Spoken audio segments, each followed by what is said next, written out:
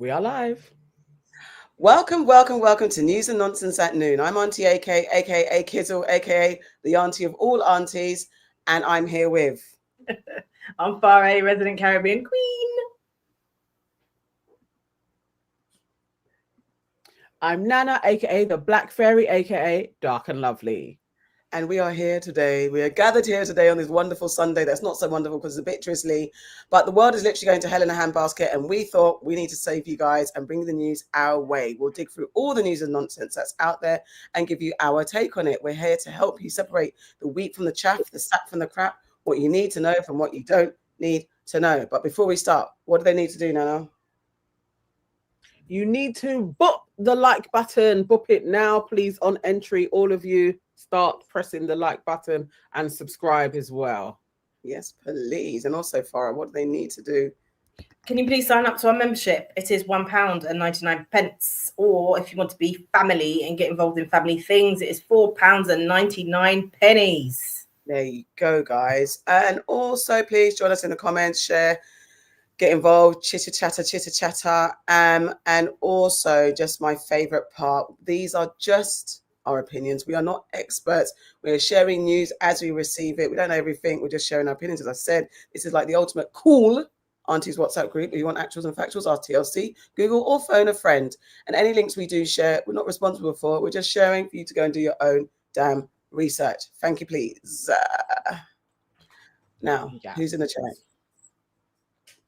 Okay. All right, let me scroll up. Say, who came in first of all? Yvonne was the first one in the house. Hello, Yvonne. Hi. Yvonne's been very quiet of late. C is in the house. Joe is with us as well. Cher is in the house. Sora is in the house as well. Let's see. Miss G in the house. Lady Lyrics is with us. Body Gang is in the house as well. Hello, hello, hello. Come into the chat, please, people. Enter.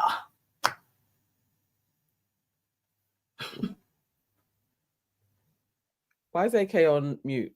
I don't know. I need myself to go and find my video, but then I lost myself. There's so much stuff around in my face. Yes. Welcome, guys. Welcome. So we're going to go straight into it. We're going to do the weekly roundup, see the biggest stories of the week, and then we'll get into some other stuff afterwards. So the biggest story, obviously, Diddy's had his verdict. The fallout is the fallout. After a week, sorry. What happened to you? Already. What happened? Hey, everyone, thank you. Happy Sunday. Yeah. Yes, Sunday service has begun. Yvonne has kicked it off. Come on. Here is the plate. Thank you. Oh, God, thank you. Appreciate you. Oh. Well, I was going to say, how are you guys feeling after the Diddy verdict? Have you calmed down? There's been disappointment and jubilation on both sides. How are you feeling today about the verdict? Okay, so after we had our episode, and that was when he got, kind of partially acquitted of such, but still convicted of some.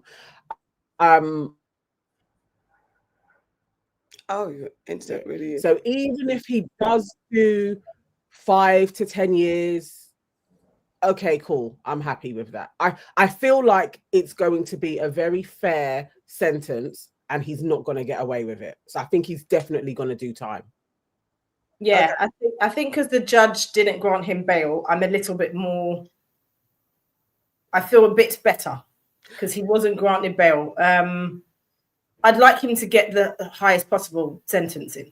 That's what I'd like. I don't want him to do 5 years because that means that he'll come out in about 2. Because he's been in for a year, and by the time October rolls around, that'll be another year. So I feel like he should do 10 at least. And it's Sunday service again. Sorry, I was waiting for you guys to finish. Thank you. Body Gang, thank you. Go on, sorry. Body Gang said that he's going away. He's going out. He's got an event. I want to know what these events that you have. I want to come to one of these events, and he's dropping his weekly donation. Thank you. Thank you. And Joe always with the gift and the curse. You are literally the gift and the cursor. You celebrate and then you cuss us. Oh my days. Sorry. Yes, Joe was in the chat talking about his $1.99 and is it worth it? Yes, Joe, it is. And actually, you should be $4.99. To be fair. Exactly, family. Oh, thank you, Joe. Thank you. We listen to your cusses, but we will forever be the aunties. Thank you so much, Joe. Thank you, guys. Thank you for your Sunday donations. Appreciate you. So, yeah, I mean, with Diddy, it's so interesting listening to the back and forth. The people who are like, "Yep, this is what it is," and those who are like, "No, this is it." I was in the nail shop the other day, and this woman just literally, this other black woman, she was like, "So, what do you think?" It's like she knew, and we had a little bit of a woman's moment. She goes, "Yeah, man. Like, yeah, man, and it is what it is," and stuff like that. And you know, I have been hearing more conversations about Cassie's complicitness in this. And it's been very, very interesting. And I've been trying to listen with a unbiased, unjudgmental, I'm not like I am usually believe all women, but I know there's caveats and I know there's not every woman can be believed.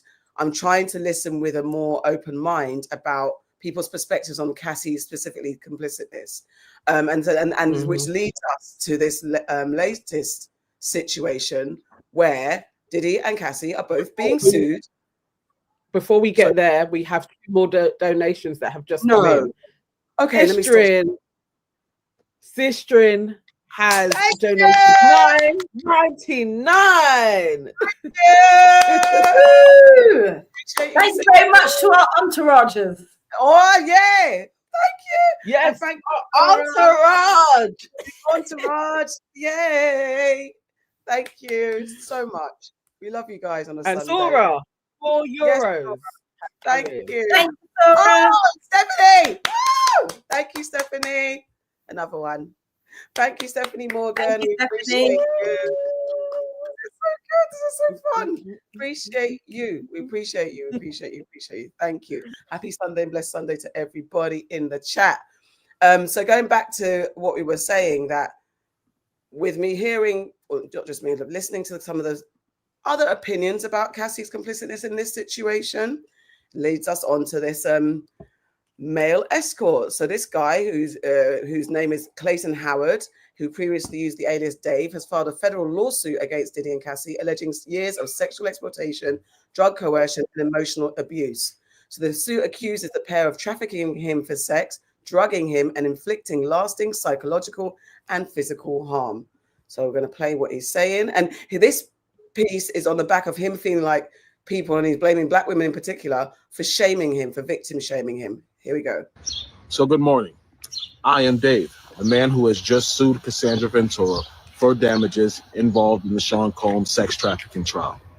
And I'm looking through social media and I see a lot of the women out there, particularly black women like myself, who choose to victim shame me and try to do everything they can to discredit me, because the truth is that the loss of the Sean Combs trial was a loss to the Me Too movement and to hating women like the women who are trying to insult me. So let me tell you something, you women out there who would like to insult me. This is my story. I was paid by Cassie, Cassandra Ventura, for 8 years to be her male provider. I didn't have to be the best looking guy. I was the best in bed. And because I was the best in bed, guess what? I was given this arrangement. I was coerced. I was drugged. I was manipulated with promises of money and gifts for over a period of 8 years to continue to be this woman's provider at her expense and at the expense of Diddy. Now, at the time, legally, I didn't know my rights as well as I do now. I didn't create this conflict with Cassandra Ventura. She created it with me. She's the one who decided to bring up things that happened over 10 to 15 years ago to hold Sean Combs accountable for what was a partial truth. She's the person who introduced me to the U.S. Attorney's Office. She's the person who told the U.S. Attorney's Office about our relationship. So in essence, those out there who want to hate on me, who want to say that I'm attacking Cassie, you should realize the truth, that Cassandra Ventura, your idol, did this to herself. She exposed herself to liability when she got on the stand and decided to mention me as the male escort who was with her when she overdosed and Diddy made her have sex with him. That was a lie, people. Cassie had just woke up from sleeping 8 hours. Myself and Sean Combs were exhausted. We wanted to go home. Cassie's the one who forced that sexual encounter. People, she tells you that Sean Combs made her have sex on her menstrual cycle. I can't speak for anyone else but myself. But I know the one time that did happen, that Sean Combs was not responsible for that Cassie, in a drunken, intoxicated, hormonally imbalanced state due to her period, manipulated and forced herself on me during her menstrual cycle. And what I mean by that is I had no knowledge she was on her menstrual cycle because the room was completely dark. She manipulated the room. She manipulated the environment to get what she wanted, and then she totally got up like I was the one who should have been grateful. You're on your period. That's disgusting, and I deserved more respect than that. As a man, if I had laid down with a woman and forced myself on her and orgasmed in her and she got up and it was leaking out of her, guess what? I would have raped her. So by statute, by case law definition, Cassandra Ventura sexually assaulted me. I'm not looking to destroy Cassie. I've given Cassie more than a year to settle this before things got out of control. The problem is she's being supported by women like you who would choose to attack male victims instead of accept the truth, which is that a woman could have lied to get revenge on the ex-boyfriend who broke her heart and hurt her. It happens, people. They say hell hath no fury like a woman scorned, and that's true.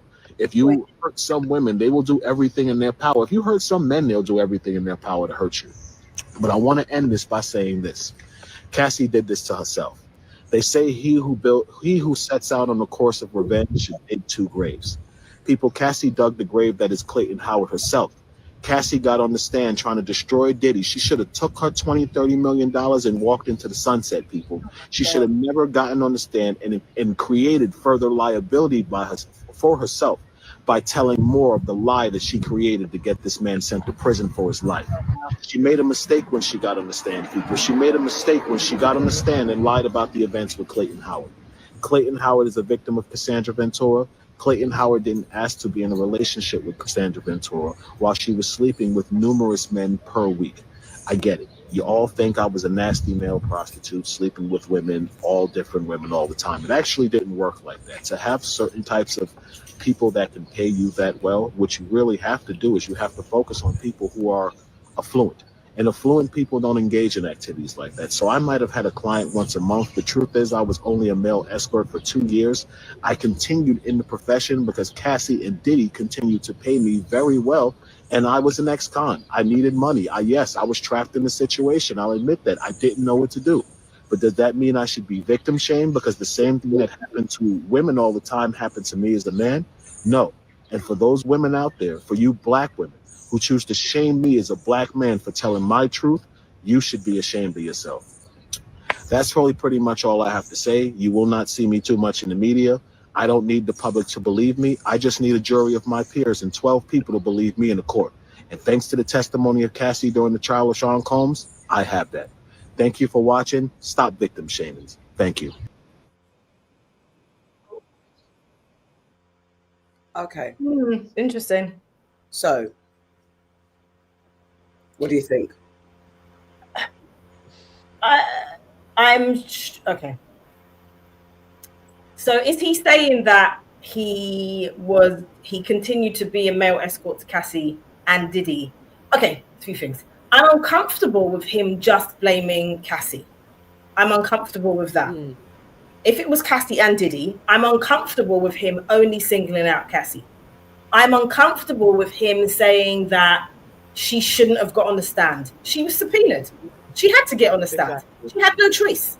It wasn't a civil case where she decided to sue him and she went on the stand. She had no choice. They called her and they told her, you have to go on the stand. So that's what she did. So I'm with that rhetoric that she had to do it and then she chose to lie. Whether or not she lied, I don't know.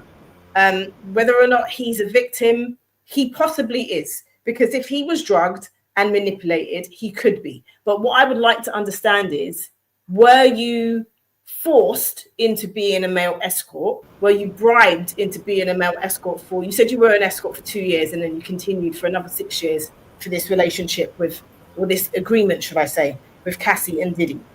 Was that forcibly? If it was, then fine, have your day in court, but have your day in court with Cassie and Diddy, if that's the case. He said he was sexually assaulted. I don't know, and I could be wrong, and forgive me if I am. I don't know if having consensual sex with somebody who is on their period is assault, or it's just, and they don't tell you if it's assault or if it is just disgusting from your point of view, and you should be told. I feel like you should be told if somebody's on their period, so you have a choice whether you do it or not. But I don't know if it's assault. That's the part I don't know. I'm not sure about. I could be totally wrong, but I am not sure that classifies as assault, because he said if I have sex with a woman and I come in her, that's assault. I suppose it is. If you have sex with somebody and they take the condom off without you knowing, that is sexual assault. So he could be absolutely right. He could be absolutely right. I just don't, I'm not certain of the laws around that. It could be seen as the same thing. I'm very uncomfortable, and I don't want to victim shame him, and I'm not, because if he feels like he was drugged and coerced and all of those things, then he is totally right to have his day in court. I'm just very uncomfortable with him only putting that blame onto Cassie. No. I remember his name coming up, and I think Tisa spoke about it, saying Clayton was known to have a real beef with Cassie.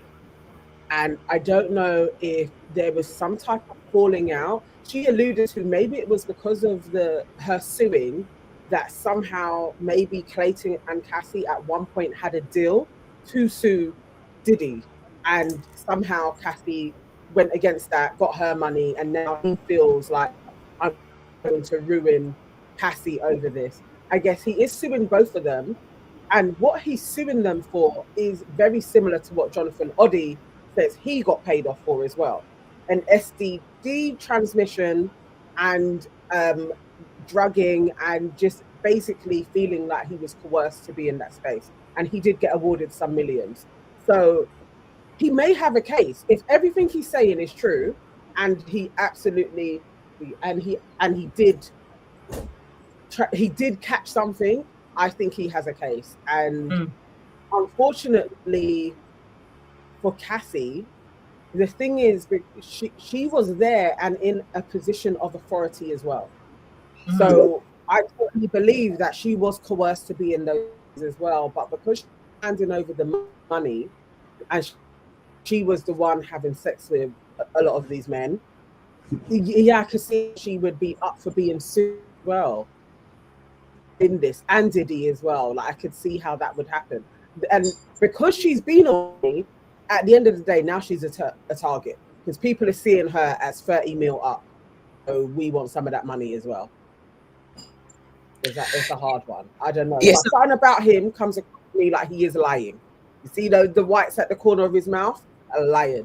He's lying. Some parts he's lying about.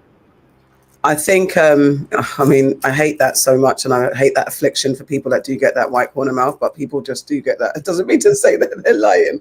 I don't like it though. I tried not to mention it because I thought that's making me feel some type of way about him, so I'm not going to mention it.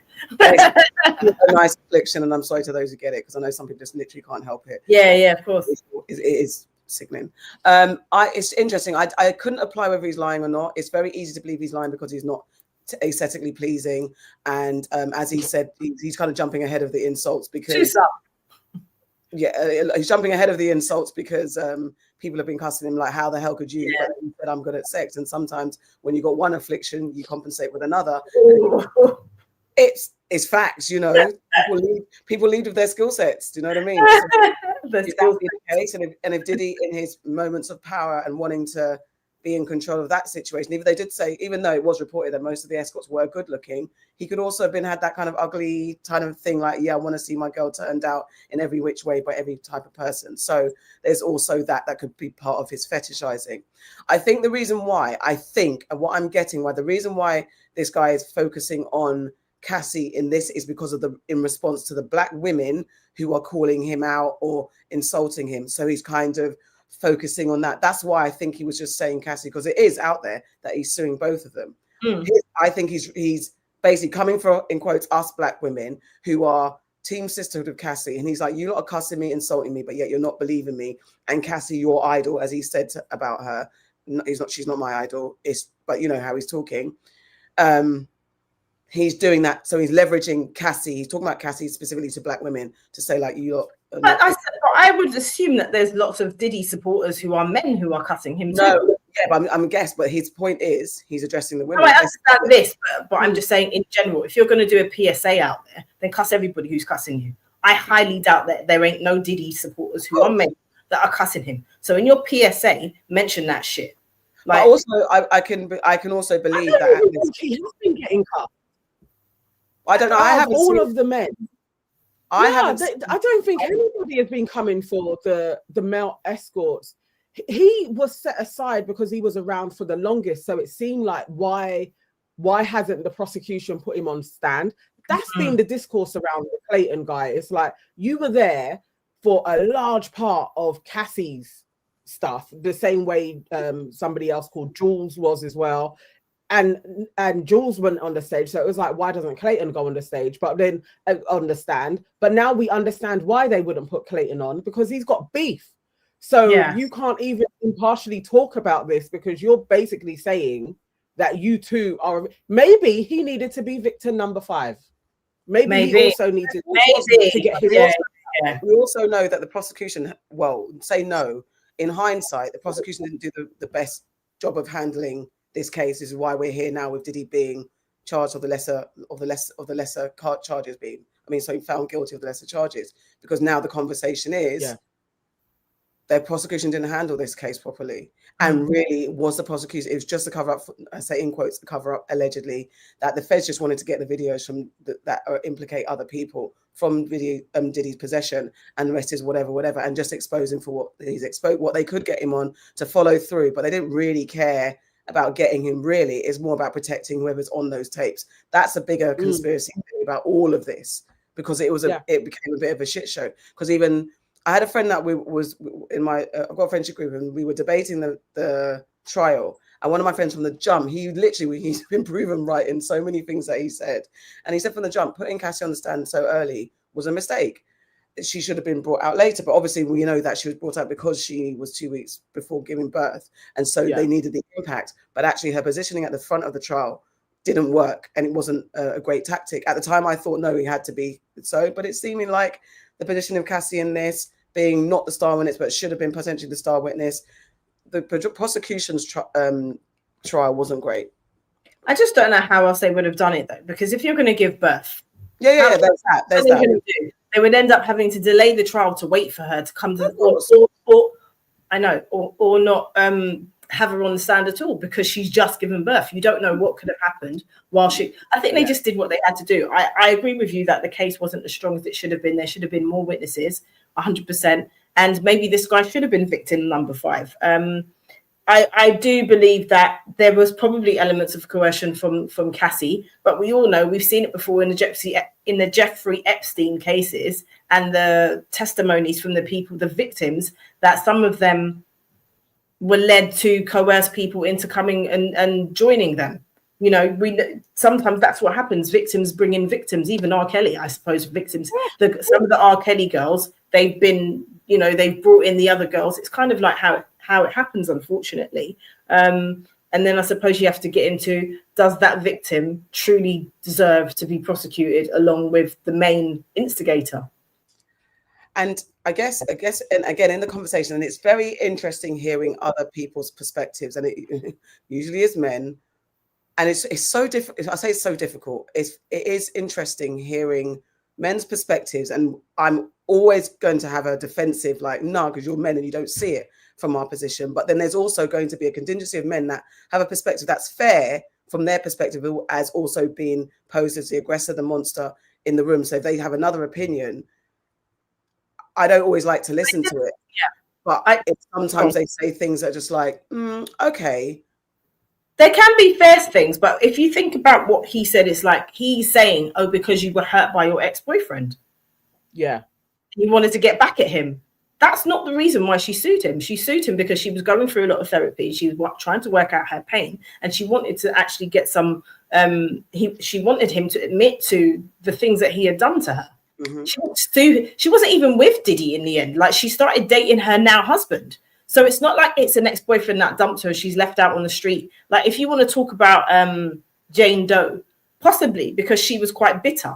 But even her, she was subpoenaed to go onto the stand. So I think that's what people are missing out on. That actually Cassie didn't file criminal charges.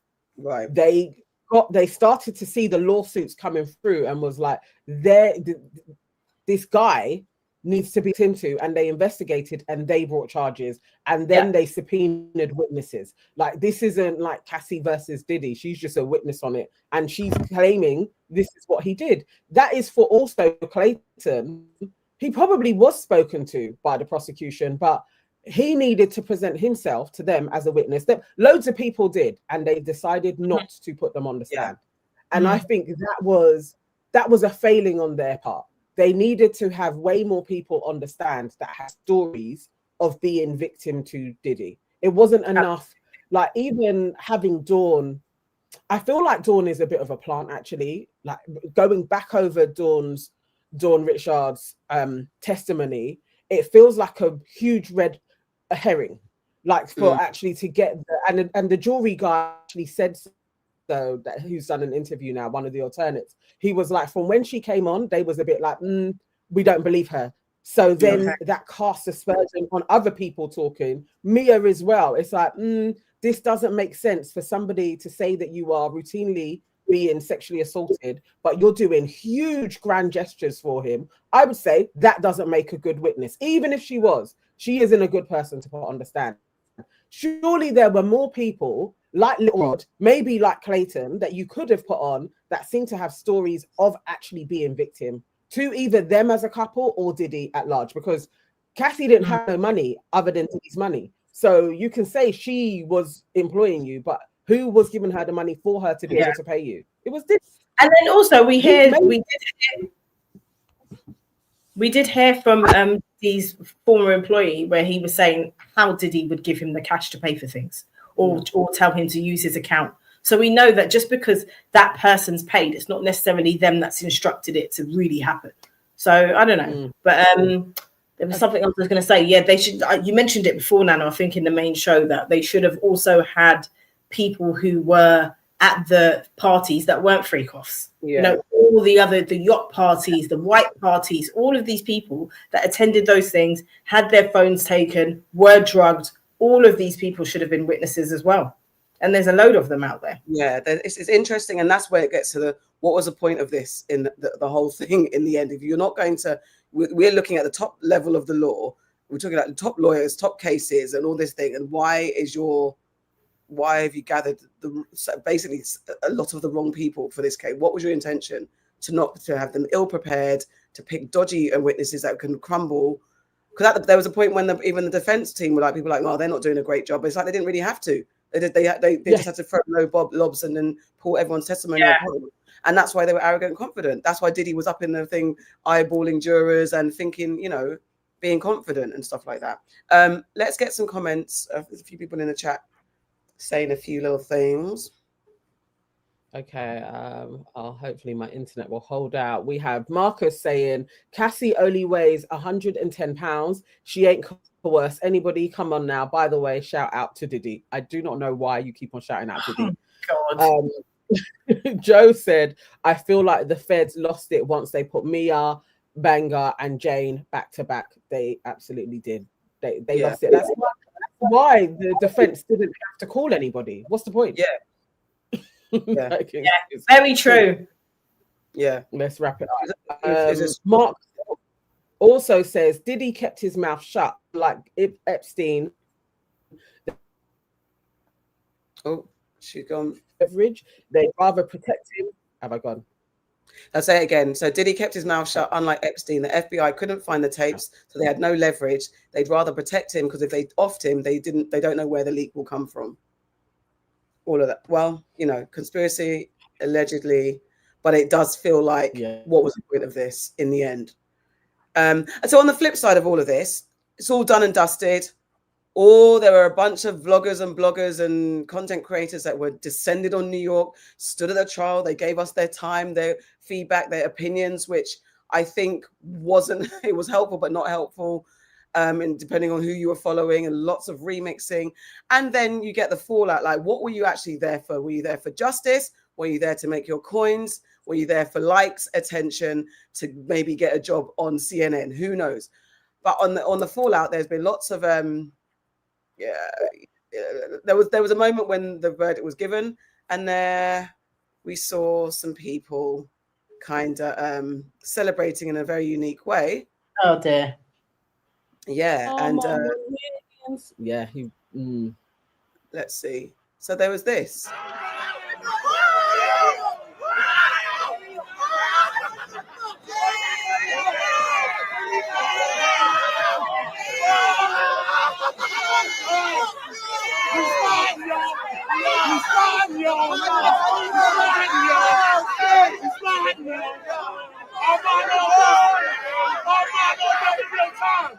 I told you to get out.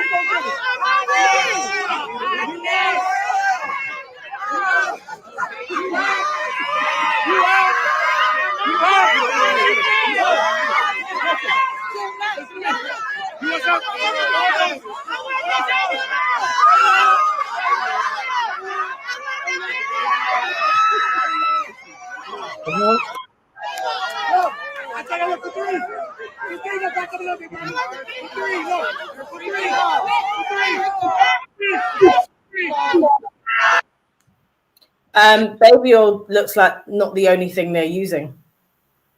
Oh my God. They look high as hell As well, the allegedly the guy in the middle was Armon Wiggins, who had a really popular recount of the trial. He got lots of followers, got lots of attention, got lots of likes and stuff like that.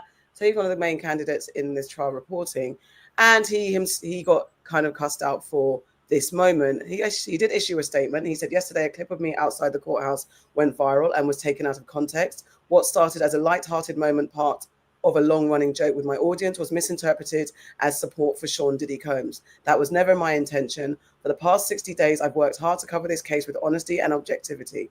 That moment was about sharing a bit of levity with the community that's been on this journey with me, nothing more. Still, I fully understand how the timing and optics may have felt hurtful, especially to survivors of abuse. I sincerely apologize to anyone who was impacted or disappointed. This has been a reminder to move with greater care, and I remain committed to doing this work with integrity and heart. But is that good enough? How did you feel when you saw that display? You know what? As somebody that watched Armon most evenings, and he was jokes, he was very good, he was very detailed. It was hugely disappointing because he's been at this content game for such a long time, and he was just beginning to get like on reputable stations and getting the kudos that he actually is a brilliant storyteller. He let himself down. He really did. But I understand that moment when you can just self-sabotage. And I think it was like a release. There's lots of emotion. And I do think part of him was a little bit biased towards Diddy. And there was something in the celebration of it all. People will remix now how they spoke about things. And yeah, it was disappointing. It definitely, I thought he was better than that. Just for his brand and what he had created and where he was going, I wouldn't have thought he would have done that display. That display was messy as hell. The woman in the blue wig, what the hell was going on? She was practically naked. Yeah. No. I don't want to say it, but those are the type of people I really hate. Yeah. I just really hate that shit. Yeah. And that's I loathe anyone that generalizes black folks. I loathe anyone that says, "Oh, this is what you get in black and ghetto." I hate all of that. And then you get it's so difficult. At the same time. It's just finding the balance, because we're allowed, because black people are under such a microscope all the fucking time, and we put ourselves under so much undue pressure and respectability politics. It's so difficult to just be like, you fucking idiot black person, stop being a dickhead, without sounding like then you're downing the whole race and everything like that. But this part is the part where we take serious things and we make joke. We do. And I think over the course of this trial, I've kind of alluded to the thing of us being caught up in the groundswell of this being we're brought into this circus. So it becomes a circus. Diddy tried to, we're paying people to be at the court to wear T-shirts, and everything's a farce. Everything's a joke. And we do this for ourselves because we're under so much pressure, and we know how to turn pain into joy and into success. However, sometimes it's like it's inappropriate, and sometimes it's like now is not the time. I don't know why, how you lost control. I didn't really take to him on. I took to Tisa and some of the others, but then in the end, I just got overwhelmed with all of it. I just kind of took steps away. But I didn't take to him on in his reporting. I don't know what it was, but I just thought now is not the time or the place. And for you to discard everything, all common sense, as you guys are saying, and start pouring oil on yourself outside in public. I'm like, come on. Where was then what were you doing this for? What were you doing this for? Did you actually care about getting victory and justice? Or were you just there? Did it just become, okay, this is a money spinner, and then you got sucked in by the popularity game? That's part basically it. That is what happened. It's the people around, because he was doing very well at separating himself off and not being outside of the courtroom. And in the last week, you saw him get a little bit more, I guess, big-headed about it and being outside a little bit more, and the celebrity of things like people coming up to him and being like, more oil.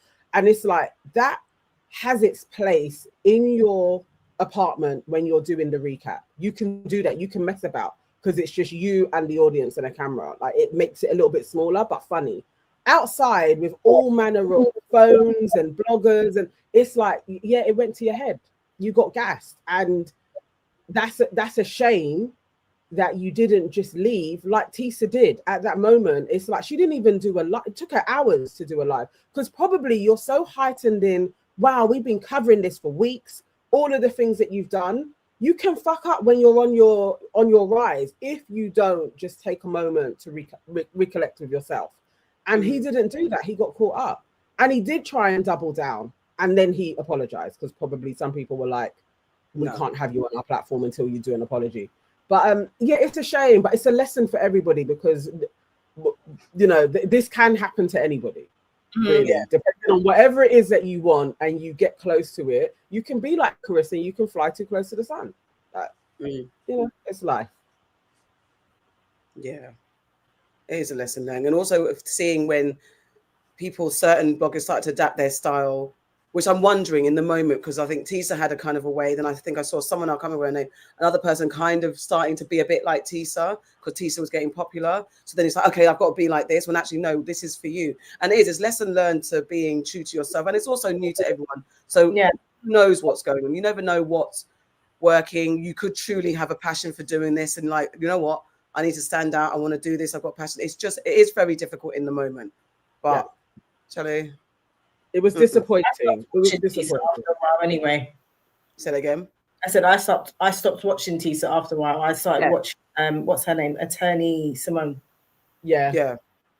I liked Attorney Simone. I still was very loyal to that surprise witness BJ because I just think she covered it in quite an insightful way, and as she is like a former lawyer as well, similar to Attorney Simone. She was just more consistent. It was the consistency as well. The people that were just there every day and very consistent, I enjoyed. And Mims as well.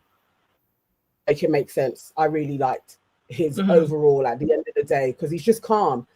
Tisa got too het up and her ADHD for me was spinning my head sometimes. It was literally like, please stop the super chats.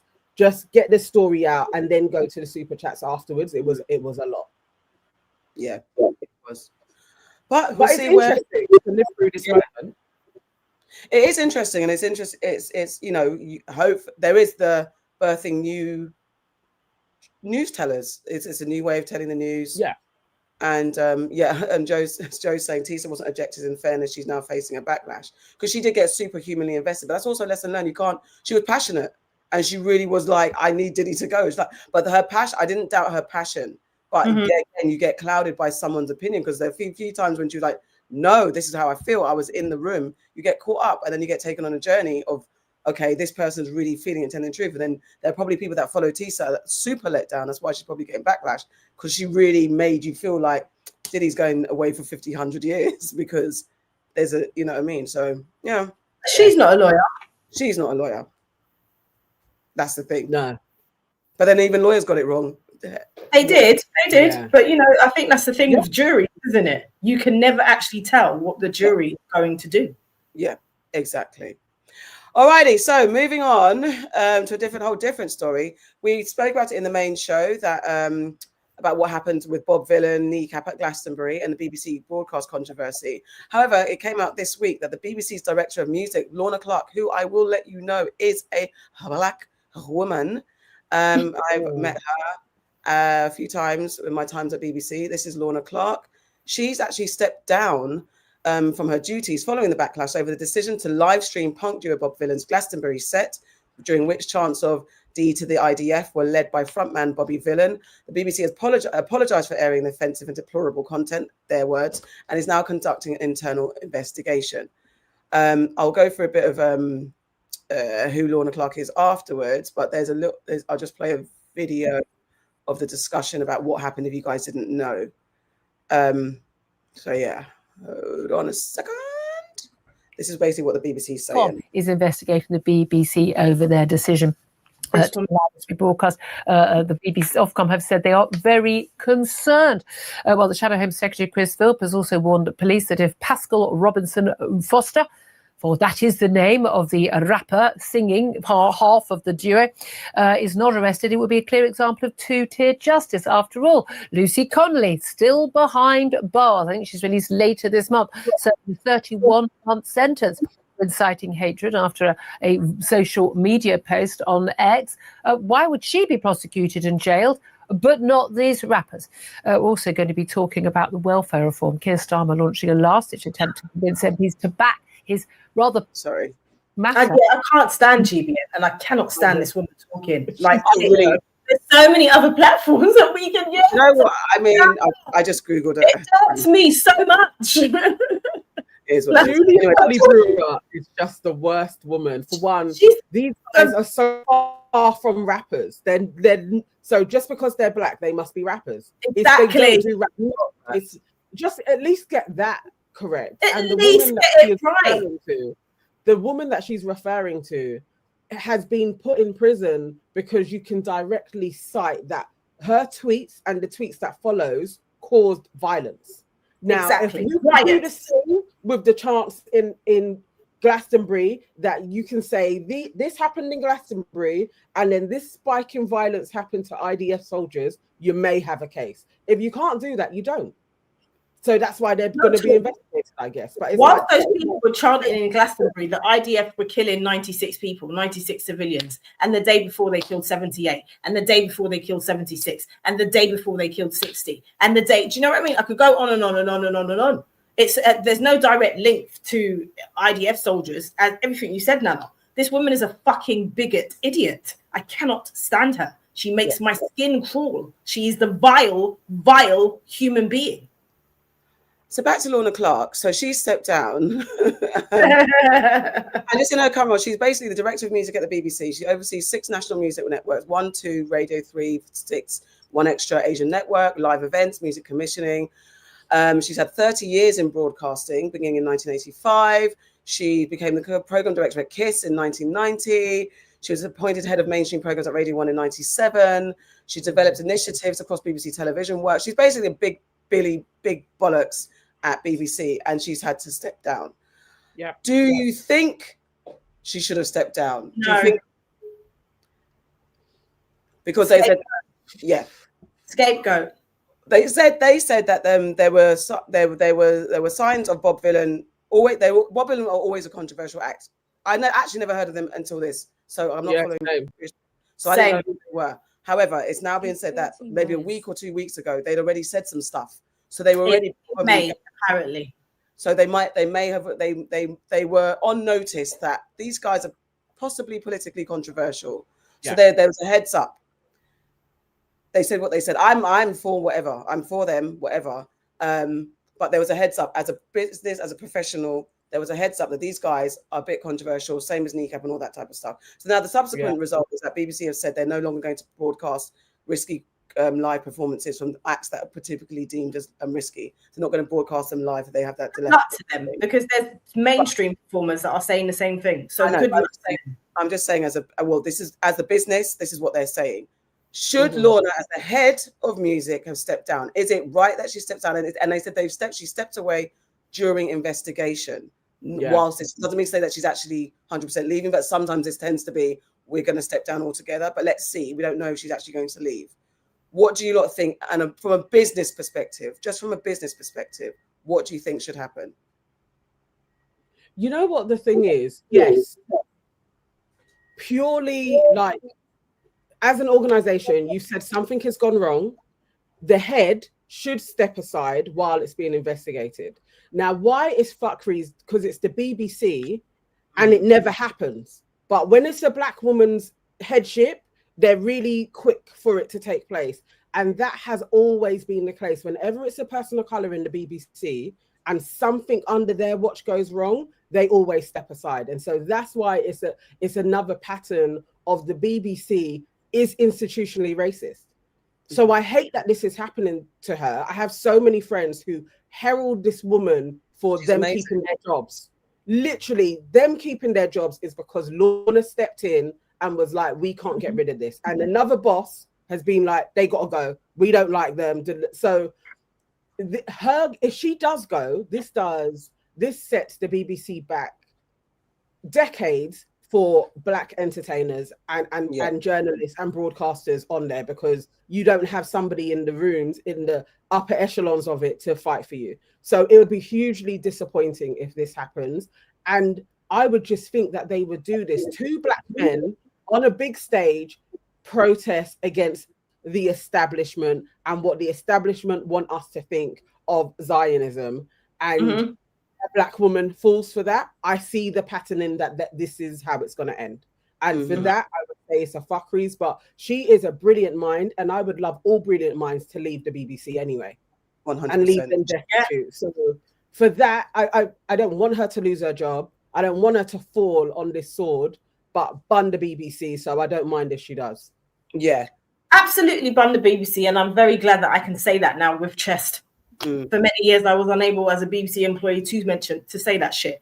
But the reason why I'm saying she's a scapegoat, because the BBC, I think it's about 100 of their journalists have said that they are holding back in their reporting of Gaza, and it's not they're being told not to say certain things. They're being censored, basically, right? And the chief editor of BBC Middle East is a known Zionist. Okay, so how come he is not being investigated whilst this happens? They've written a letter. They've actually written a document, these journalists, to say that they are being censored, that the BBC are being they're not reporting non-biasly. They are doing all of these things, and it's being reported. And they've written a letter that it's out there. Why is this person who is the head of the BBC Middle East, and why is the BBC News Channel not being investigated? And why are those people not having to step down whilst these investigations happen? It's just too one-sided for me, and that's what I don't like. It is one-sided, and they've recently come under fire again for deciding not to broadcast a documentary about doctors working in Gaza. Right. Yeah. Gaza Doctors Under Attack was commissioned by the BBC, but it's an independent company that made it, but they still haven't broadcast it since February that they said they were going to broadcast it. And that's just one of... Well, it was on Channel 4, so that was great. One of many examples of the BBC not following through, not being impartial, which they're supposed to be, not representing people and telling the story. As a news channel, you're supposed to be impartial. Unless you're going to be like a GB right-wing or an extreme left-wing, you're supposed to be impartial. That's why we pay our TV license, in quotes, because you're supposed to be impartial for the people, and you're not for the people at all, BBC. I can also say with my chest, no longer working for the BBC either. And I've also come across Lorna many a time. She's a lovely woman over the years. And I've had 1 or 2 conversations when I wanted to work in radio. She's a great woman, and her legacy is amazing. And it is that. And sometimes with black people, we jump before we're pushed because we can see the writing on the wall. And that's always annoying. And then, as you said, that falling on the sword thing, that sometimes we do, sometimes we preempt.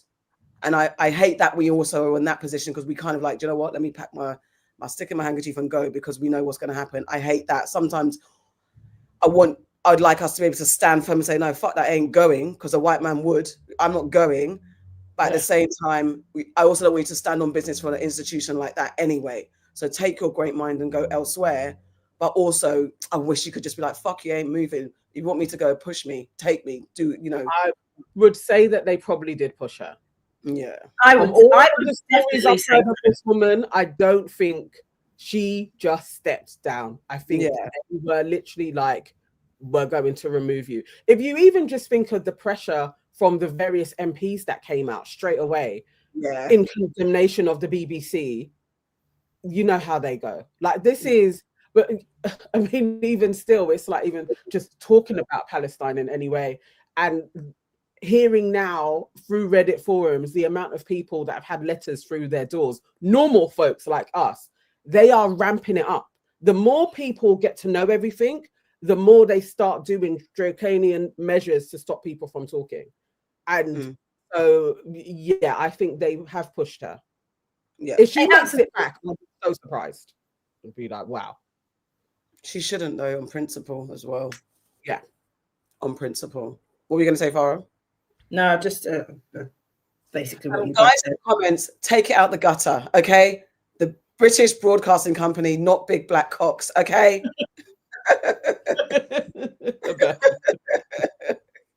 They wish they were. Oh God! They wish they were. I'm just disgusted by everything that's going on at the moment. In all honesty, I'm utterly disgusted that this is the world that we're living in. And you know, it's the rhetoric that these people come out and say, this is what the public wants, this is what the public expect. Who told you that? Who are you listening to? You're in your own little rooms getting backhands from who knows who, and you're pushing your own rhetoric, because the public don't want that. They don't want that. You've got Keir Starmer doing fuckeries, using the laws of terrorism to stop people peacefully protesting, to stop people protesting, demonstrating, and doing things that people have been doing for fucking decades for freedom. You're a man that defended 20 years ago for doing more than these people have done now, the Palestine Action people. Like, it doesn't make any sense to me. They arrested an 83-year-old woman yesterday. I know. An 83-year-old fucking priest. It's crazy. And she held a sign. Yeah, it's gone beyond normalcy, but I don't know what my butt is.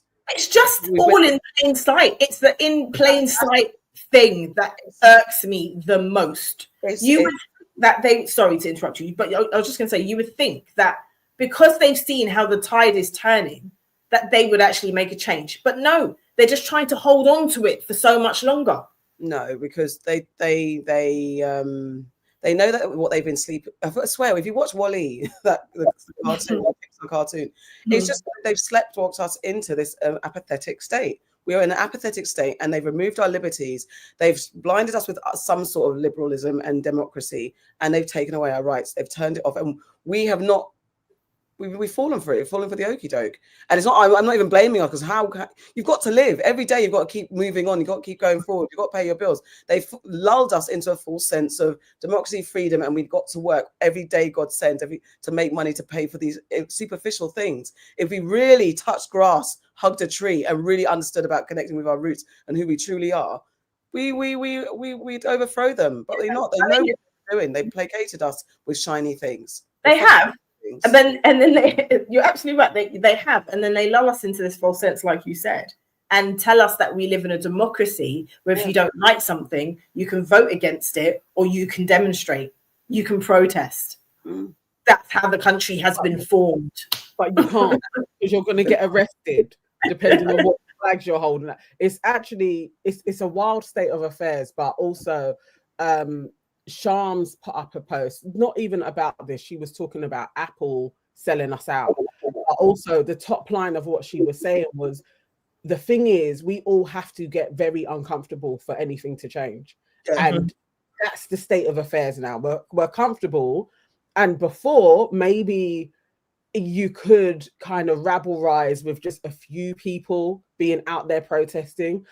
And I was fine with that as an armchair socialist. I absolutely was like, okay, these people could go out and do it. I think it's more for everybody has to participate in the change that we all need. It's not just the action groups. We all have to get involved in this in any way that we are. Just even us continuously talking about it on our platforms is also planting more seeds in other people's minds that may not be watching the news, are watching a pod for entertainment, and will insert a little thing of this is happening politically, this is happening in Palestine. Just it's things like that. We all have to be like, no, this isn't okay. We can't stand and boycotting as well. Just do what you can. If you can't protest for any reason, you can boycott, you can be more informed, you can spread the news to your peers. You know, like I will openly admit, I did not know half of the things, even a quarter of the things that I know about what's going on in Palestine, like 2.5 years ago. I did not know, but I've looked into it and I've researched and I've heard things and I've seen things. Yeah. All right, moving on to another story. 2 Met police officers in the UK have been sacked over the strip search of Child Q. So this happened in 2020.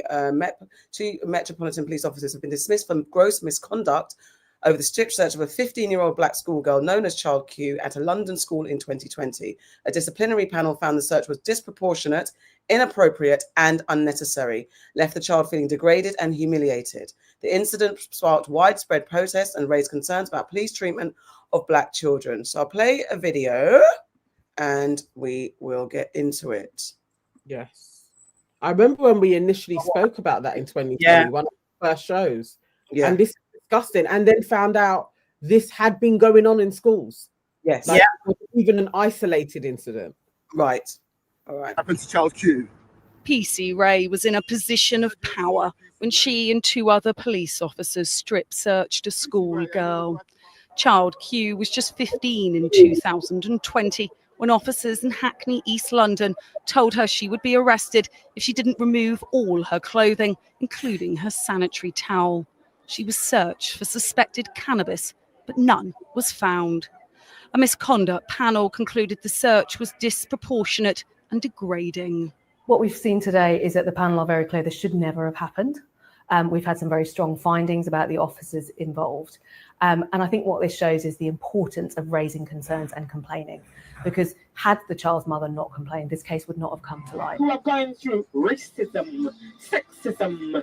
In 2022, protesters showed their support for Child Q, who they believe was unfairly treated because of her race.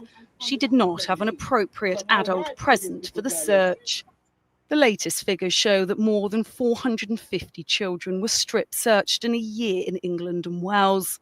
Of those, almost half were conducted without an appropriate adult present, like a parent or guardian.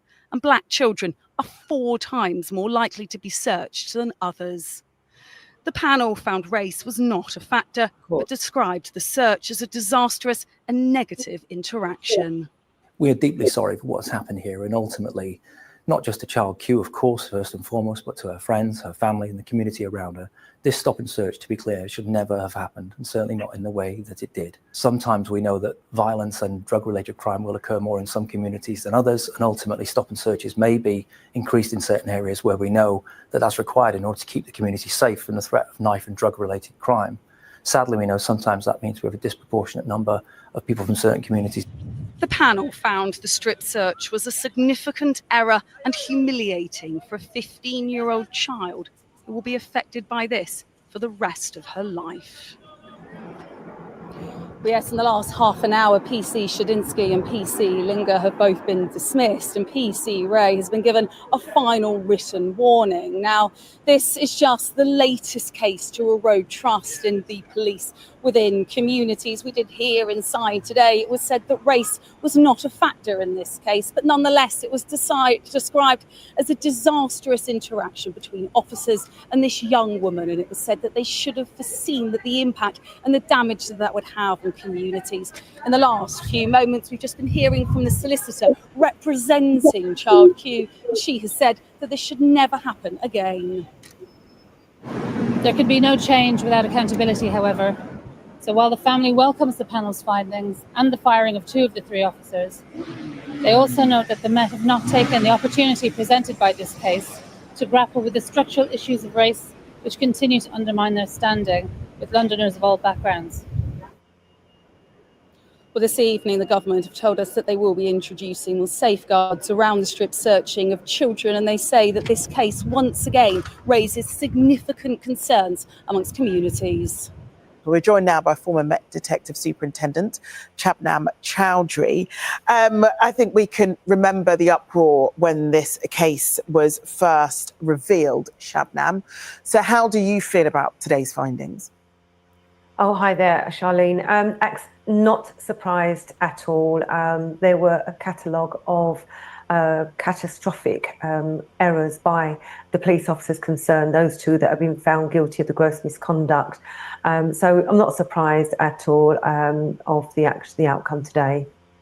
Well, when we look at the list of things that came up during this, her hair was searched. Yes, they searched intimate parts of her body whilst she was on her period, whilst teachers stood outside of the room. Now, the Met acknowledges organisational failings. What does that even mean? Well, it means that there's a serious lack of communication between the senior leadership and the training unit and the frontline officers, and that the officers have insufficient training. But look, let's be clear on one other thing here, Charlene. They breached the codes of practice for PACE, but what they also didn't do was it didn't apply common sense. Now, part of the codes also talk about hygiene and taking that into consideration when conducting a stop and search. So in this particular instance, when you've got a young, vulnerable child who is having her period, and then you've got 2 female officers who are also know what it's like for a young girl to be in that sort of a position, didn't apply any form of common sense. So it wasn't just failings of breaching their codes of practice and the training that they had, limited as it was a complete lack of applying any form of common sense or any form of compassion towards that child. And I can't imagine how she must have felt being overwhelmed by officers, teachers outside, and being, in a position where she frankly couldn't really have said no to what was actually going on there. Right. Now, there were accusations that the search was based on race. They're accused of racism, that racism was a factor within this.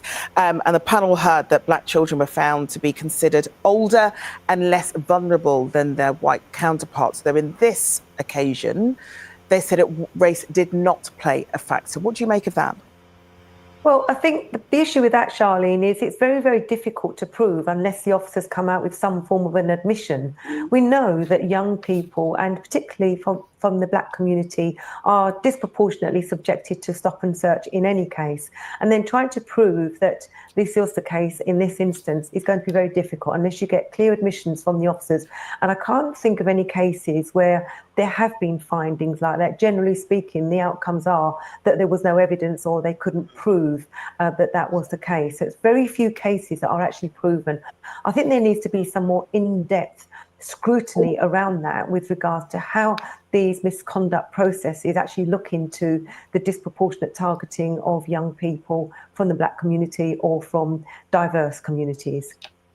Well, Commander Kevin Southworth, when he was interviewed about this, he said that what happened to Child Q was a catalyst for change, both for the Met and for policing nationally. But for anybody that's not within any police force or has any connection whatsoever, the fact that this was allowed to happen in the first place is quite shocking. And, the fact that it required change, again, quite shocking. I mean, how are we in a situation where this can happen in the first place, not for the first time? Well, it's not shocking to me, to be honest with you, with decades of policing and having seen what happens when it comes to people from the minority communities and how they are subjected disproportionately to stop and search. It's not shocking. What was shocking was that this did take place in school premises, and it's not something I'd ever experienced or was ever made aware of, and the manner in the way the child was actually treated. Now, the Met have actually said in those early stages that they did make some changes. They talked about having having inspectors to supervise and to ensure that any kind of strip search was authorised, and that there's been a significant amount of work amongst the police and the black community. And I know that there have been lots of young people who are involved with the police that are actually giving their opinions. I'm hoping that the Met will listen, but I think they have a long, long, long way to go. Now, one thing that they also said, and they were very keen to emphasise, was sadly we know there are children in London being exploited to carry drugs and weapons for others, as well as involved in criminality. So these types of searches have to remain within police powers. But I guess the issue regarding this search was that it was simply not done in the correct way and without a suitable adult present to witness what was happening. Yeah, and I would emphasise that stop and search of young people must not stop, because at the end of the day, they are used by grown adults to carry drugs, to carry weapons, to carry cash, to carry firearms, all sorts of things, and they are exploited by those other people. They are subjected to being groomed as well. So it's important to ensure that stop and search is used effectively, that it's used ethically, that it's used professionally, and that when you are being stopped or you're dealing with a young person who you are stopping and searching, you're applying the law as it stands, and that you understand your legislation. And I think with that does come additional training. My recollection of officer safety training, for example, does not include refresher training for those young officers that come into policing. They get their very early stage stop and search training, pace requirements and so on. And then I don't think that is really covered very well as the years go on. And I think refresher training for all officers of all experience, whether they've got 5 years or whether they've got 10 years, is actually something that will help them. And I think working with communities, young people, so that when they're actually doing those stop and search, they can actually tell them how they feel, what it's like for them, and that their officers have a better way to be able to communicate and engage with them. Boy. There's so much. I mean, it was. I appreciate the conversation with Charlene and the superintendent, the former superintendent, because it put things into perspective. I just am galled. I get emotional again thinking. Imagine if my child came home and said this. I've rained holy hell fire on the school, and it is common sense and compassion and empathy. How the fuck, especially, I'm not even going to say especially as women, but yes, you are women, as she said. Yeah. You know what it's like to be on a time in a month, and imagine being 15 fucking years old on your time in a month, having two people trying to search you for drugs that you don't have. And what's so deep? Weed! It's weed. How much do you think she could have possibly had on her? Seriously, was she carrying a fucking key? Like, seriously. Do you know what? Yeah, I'm with you. Anyway, carry on. I'll say what I say after. I mean, I'm just stuttering through all of it because my heart is heavy, and I hope, and something that will stay with her forever. I don't even know. I can't even talk because it's horrible. It's a horrible thought that she's got to deal with this, that she's got to heal from this. Already we know our kids, sometimes just one stop and search can throw somebody off. Just one stop and search can turn a young kid bad or mad or insecure or anything. That negative interaction with police can set a child on a course. And it's disproportionately our kids. And I totally understand about the grooming and wanting to protect your other children, because there are some shits in school, and not even just that they've been groomed. There are just some shits. There's some kids are shits. Yeah. There's some kids are just prepositioned to be violent, to sell drugs, to do this. So we need, yes, there's some schools that need that extra level of connection to the police. But common fucking sense. First and foremost, if you think she's selling drugs or she's got drugs on her, if you think she's just got drugs on her, how deep is it? Put her in detention, have a conversation. Do you have to search? Do you really need to search her? Because there's a series of events. I would think if this girl is a target or she's a suspect, there's a series of events before you search. Because, as you said, has she got a key up there? No. Even if she's got the thing is as well, I also blame the school. Yes. I really hate that the school are not getting as much smoke from this as they could. Because let me tell you, same as you, Aquia, if this happened to my child, I am fucking up everybody. Yeah? Everybody. Because how you going outside the room when these two police officers are performing this search? You whilst my child is in school, you are the responsible person for my child. I am putting my child in your care during school hours, right? You're responsible for them. How are you standing outside? How are you thinking that my kid did something, You call the police, but you ain't calling me. How are you doing that? How have we got to that point? I'm just saying this shit. If what I will be telling my child is, if they threaten to arrest you, let them arrest you. Don't let them search you. Don't say another word. Let them arrest you. And when you get to the police station, call me. That's what I am saying to my kid. Because if you search my kid without me, the next thing that's happening is that you're putting me in jail. Because I'm coming for everybody. At the end of the day, it's everything that you said. There are ways that they could have performed this search. If they didn't necessarily have to strip search her to the point of like being absolutely naked, they could have taken her to the police station. They could have searched her there. They could have used an X-ray machine. They could use a scanner on her. There's so many different things that they could have done. They could have waited for the parent or responsible adult to be there before they did these searches. They did not need to do it in this way. And the fact that they're saying it ain't about race, I'm not sure. I also didn't like the first news reporter when she referred to her as a young woman. Fuck you. She's not a young woman. She's a child. That's why it's called child Q. Stop mixing things up every now and again to suit your rhetoric. She is a child. Stop adultifying. She is a child. It just, all of it makes me absolutely incensed. I hope the family are suing the Met for this. I hope they are. The fact that they're only being sacked now 5 years later is disgusting in itself. And if the stats say that young black kids are 4 times more likely to be searched on school premises than anybody else, how can we then deduce from that, within the 4 times more, that this had nothing to do with race? Exactly. She is a black girl who was, by your own metrics, her search was unlawful and shouldn't have happened, but somehow we are discounting that it's a black girl whose search was unlawful. And somehow it turns into she's just a girl. Absolutely not. We know this about race. I would like the 2 officers to be prosecuted in some way for harm, for an assault, actually. Because by your own standards, you were saying that this isn't how it was done. So whatever you did to her is an assault now, because it's an abuse of your own powers that you have put out in front of these people. Sacking them isn't enough. And somebody getting their final warning, what the hell does that mean? No, you need to do some time. This is an assault. But you need a criminal record. Sexual if you want to, but either way, you assaulted a child and you should be punished for that. 100%. You need monetary compensation from the Met, and it's got to be something good. Like, you know, the Met are known for doing stupid types of compensation claims, but hopefully the family gets quite a lot, like life-changing money from them, at least a couple of mil. And they don't like giving millions out to everybody, but at least a couple of mil. Yeah, this country like this girl as well. Teachers should have lost their job. Absolutely. You know that you have to be an appropriate adult. We all know this. It's within teacher training. I had it 3 times and I only taught for 2 years.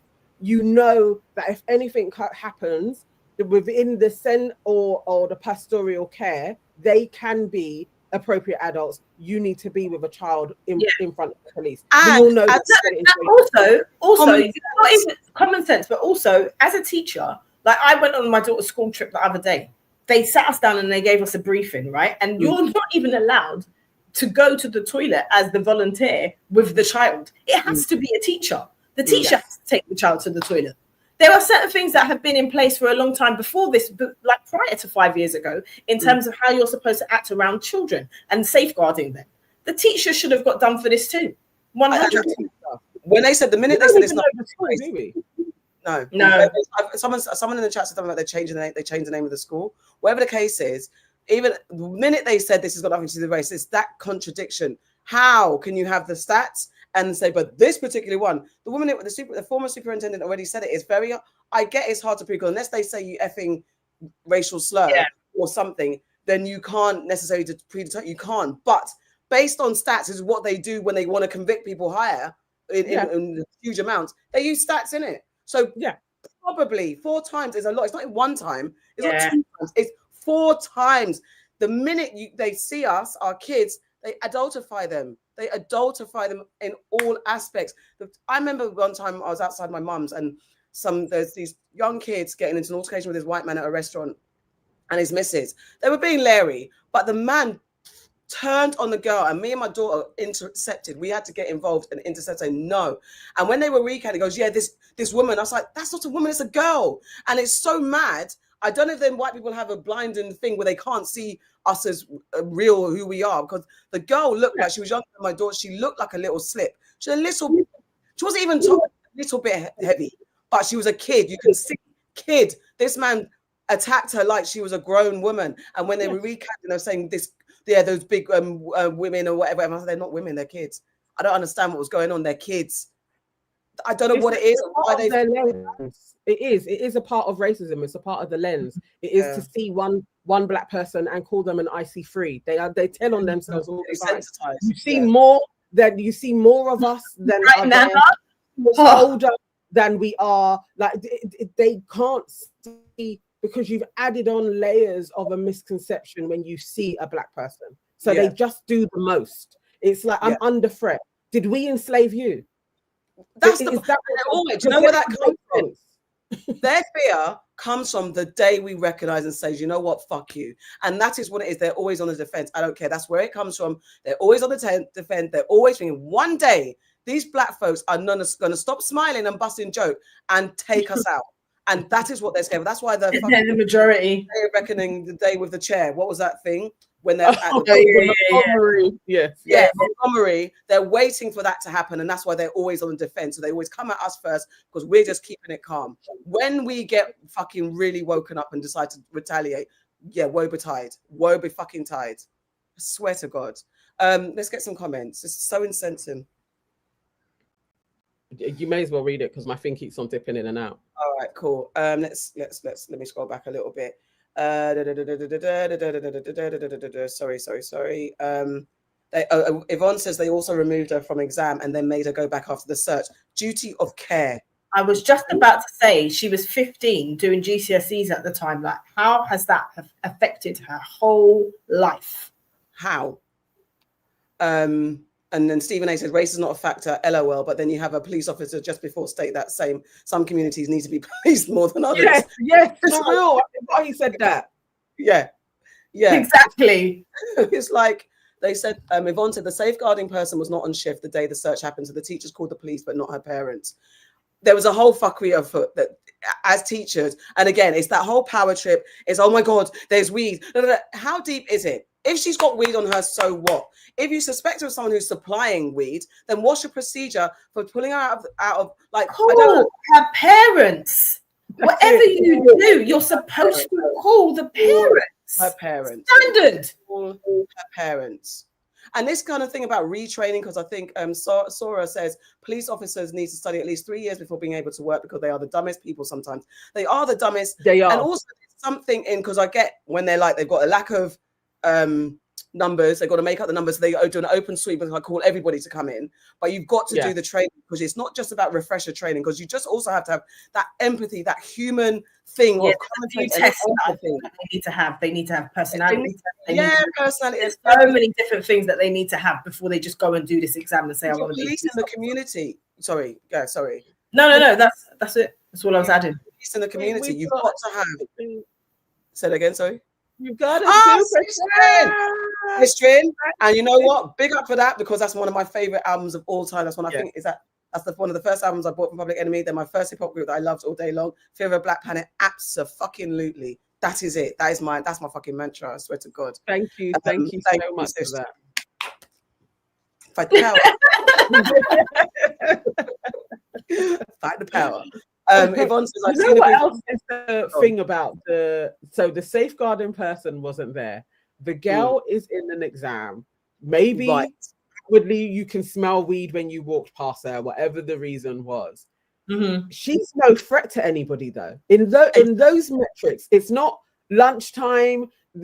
She's like leaving and you're like, whose car is she getting into? At that moment in time, there is no threat to call the police to come into a school to remove this girl. Even if you wanted to remove her for the smell, you would just remove her to the office and call her parents and tell her parents She smells of this, and we think she may have some drugs on her. So we are considering calling the police. One of you need to come down. Like, there's no immediate, like, she ain't carrying a knife.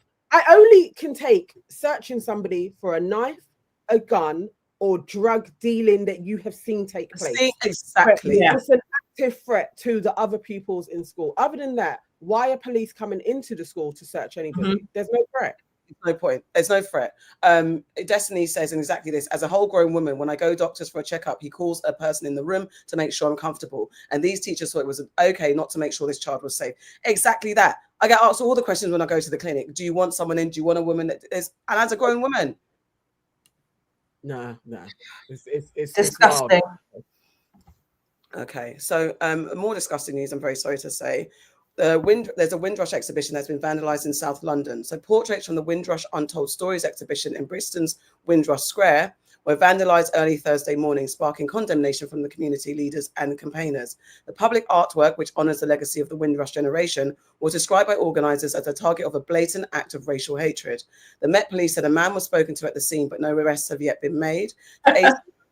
18 life-size exhibits include Son of Sherry Groves from the Brixton Uprising, the late Clovis Salmon MBE, who's 92, who died 2 weeks ago. He's famed with being one of the first Black UK documentary makers. Glenda Caesar was involved in the Windrush scandal, and not she being the scandal, by the way, and Dr. Claire Holder, OBE, former CEO of Notting Hill Carnival. I'm going to take it over to a bit of some video footage of it. Windrush Untold Stories, a photo and storytelling project here in Brixton that honours the Windrush generation, their descendants and their contribution to British society has been vandalised. Question, did this news surprise you? Vote below. Sadly, I'm not. Based on the repeated defacing of Black cultural landmarks, I've come to expect it, and I've come to expect no one to be held accountable. 2024, the Mary Seacole statue was vandalized and no one was held responsible. 2023, the John LaRose street sign was defaced, ironically in favor of the contentious Black Boy Lane, no arrests made. 2021, windows at the Tilbury Bridge walkway of memories was smashed. 2021, Marcus Rashford's mural commemorating his work fighting child poverty was defaced with racist abuse, no one was found guilty. Shall I go on? Stephen Lawrence plaque, Port Talbot Windrush Memorial, Nelson Mandela statue. These aren't just random acts, they're a part of a wider pattern. The persistent disregard for Black British history and identity. For me, these acts of vandalism are not just defacements. They are a symbolism of a broader failure, a government that continues to neglect and disrespect the very communities that have shaped and sustained the country. There is just no way in big old Brixton, right off of the high street, that you don't have CCTV footage that documented whoever came up there, started defacing for as long as they were doing it, and you're not able to even put out an e-fit of this is the person that did it. Or big old Brixton, where there's people walking all the time. Nobody saw this taking place. Agreed. This is a wild state, and nobody is going to be punished for this. It's just no one's being punished. Agreed. There's the level of time it would have taken that person or persons to do that. There's paint on one. The others have got scratches across all the faces. Do you know how much time and effort that takes? And as you said, Nana, big old Black Brixton, really, where there's cameras within an inch of themselves. You can't find the person that did this. You can't see them at all. It's because they don't want to. Look at all those things that he names that have been vandalized. And the thing is, why are you mad? Why are you lot so freaking mad? Why are you so mad? Why are you so mad that you got to vandalize it? What's it got to do with you? Mind your own business. I mean, they're out to incense us. I don't know what they want. It's like they're poking the bear. They really want us to uprise. Really want us to uprise. Really, really, really want us to uprise. And it is, when you look at the historical events of people,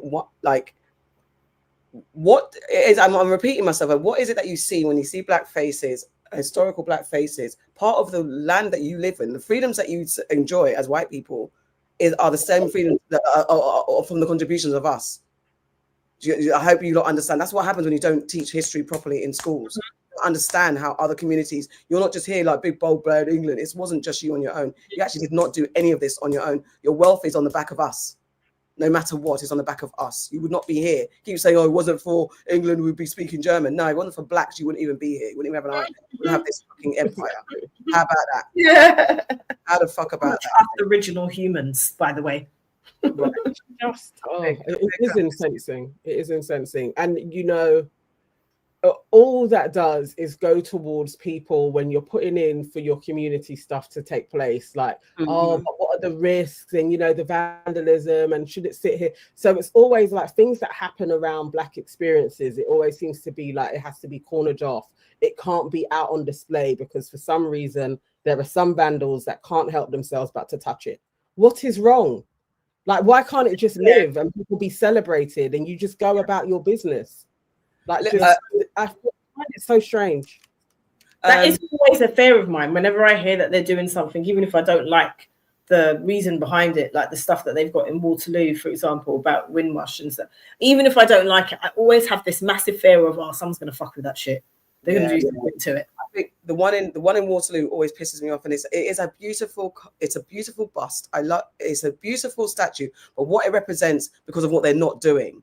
Because of the fact that there's still Windrush scandal because they haven't treated the survivors properly. So we've got a train line.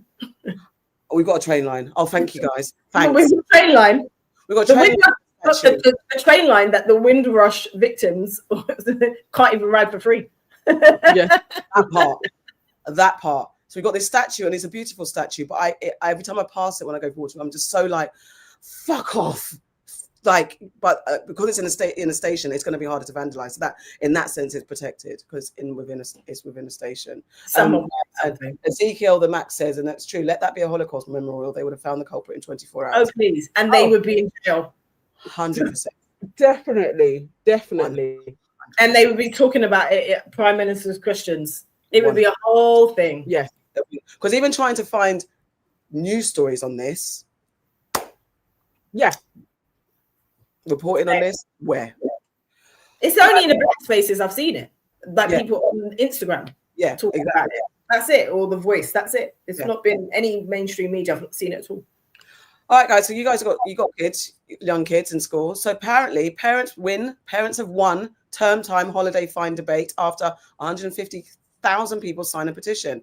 A campaign led by Derbyshire mum Natalie Elliott has reached a major milestone as MPs agree to debate, it's not gone through, the issue of term time holiday fines. The petition, which gathered over 150,000 signatures by May 2024, calls for parents to be allowed 10 fine-free school absent days per year.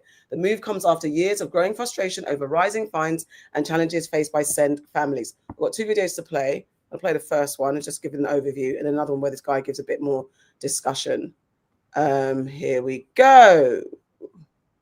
To take your kids out of school to go on holiday are potentially getting scrapped. That's right, MPs will be debating whether it is fair to give you fines for taking your children on holiday during term time. Over 180,000 people have signed a petition calling for a change in the law to allow you to take your kids away for up to 10 days for free. Last year, 443,000 school holiday fines were issued in England, according to the Department for Education. That's a 24% rise on the year before. 3 times higher than 2016 to 2017. More than half of UK families now say they are willing to take their children out of school during term time to secure a cheaper holiday. Package holiday prices can increase by an average of 18% during school holidays, with some destinations seeing price hikes of up to 28% per person. More than half of parents say they cannot afford to take a holiday during the summer. As the law currently stands, you get an £80 fine if you're a first-time offender taking your child out of school, and that has to be paid within 21 days. However, if it's not paid within those days, it increases by double and you have to pay £160. And if your child is found to be taken out of school for a third time, then you can be prosecuted and receive up to a £2,500 fine. Let me know what your thoughts are down below. I'm Sabrina Escapes. Follow me for more. So, what do you think? I actually can't find the video. I put the wrong link in. Go on. I don't think, maybe it's because I'm in Newham. I don't think anybody does this or would pay the fine, and you could triple it, quadruple it. I don't think anybody's going to pay the fine. So we've definitely taken the boys out a couple of times during term time. We just tell the teacher, and it hasn't been a problem. I've never received a fine before. I think it's ludicrous to be fining parents. But I see why it has gone up, because schools and their funding is in flux at the moment. Yeah. So they're trying to like charge us for everything. We have to pay to go and see our sons play, which I know I'm going to be bored at. You have to pay? What? Yeah, pay. They're selling tickets. They're selling tickets to go and see the end of year. You can't go. My daughter's one. There's not. We're not paying. It's just. Yeah. I've not seen anything saying about paying anyway.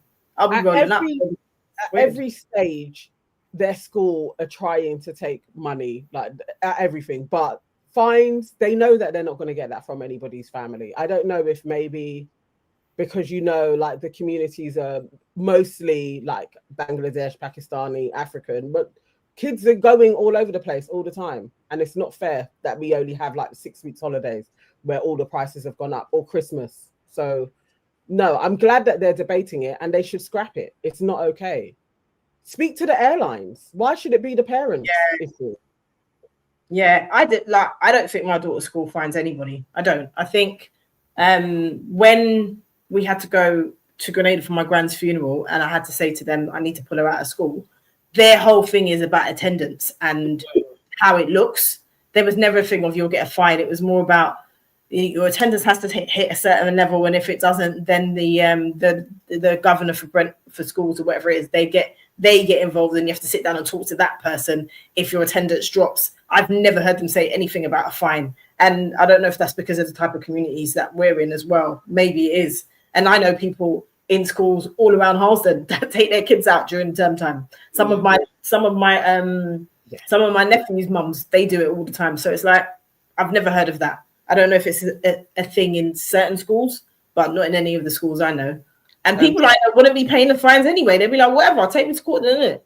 Exactly. Yeah, that's what that's the case. Like, how are you going to enforce it? How are you going to enforce it? What are you going to do? You're going to come and clap my car because I took my kid away? Like, what are you going to do? It's mad. Sister says, yeah, this is true. My service actually issues penalty notice fines to parents. The irony is the school have to ask us to issue the penalty, but none of the money goes to the school. Revenue of over 30K. Oh. And Yvonne says, my grandson's school said the money doesn't go to them, but to the local authority, which the school is scammers, cons, fucking scam. That's a scamathon. Basically. South London now. Maybe. Yeah, no, that's a scam. That is a scam. Like, I think the airlines are at fault, and that needs to be regulated. It's absolutely regulation.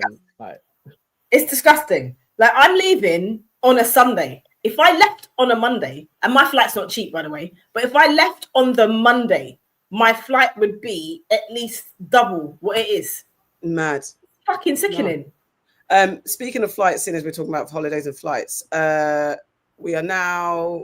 a conversation about travellers across the European Union are set to benefit from a major policy shift as lawmakers move to scrap hand luggage fees on all airlines.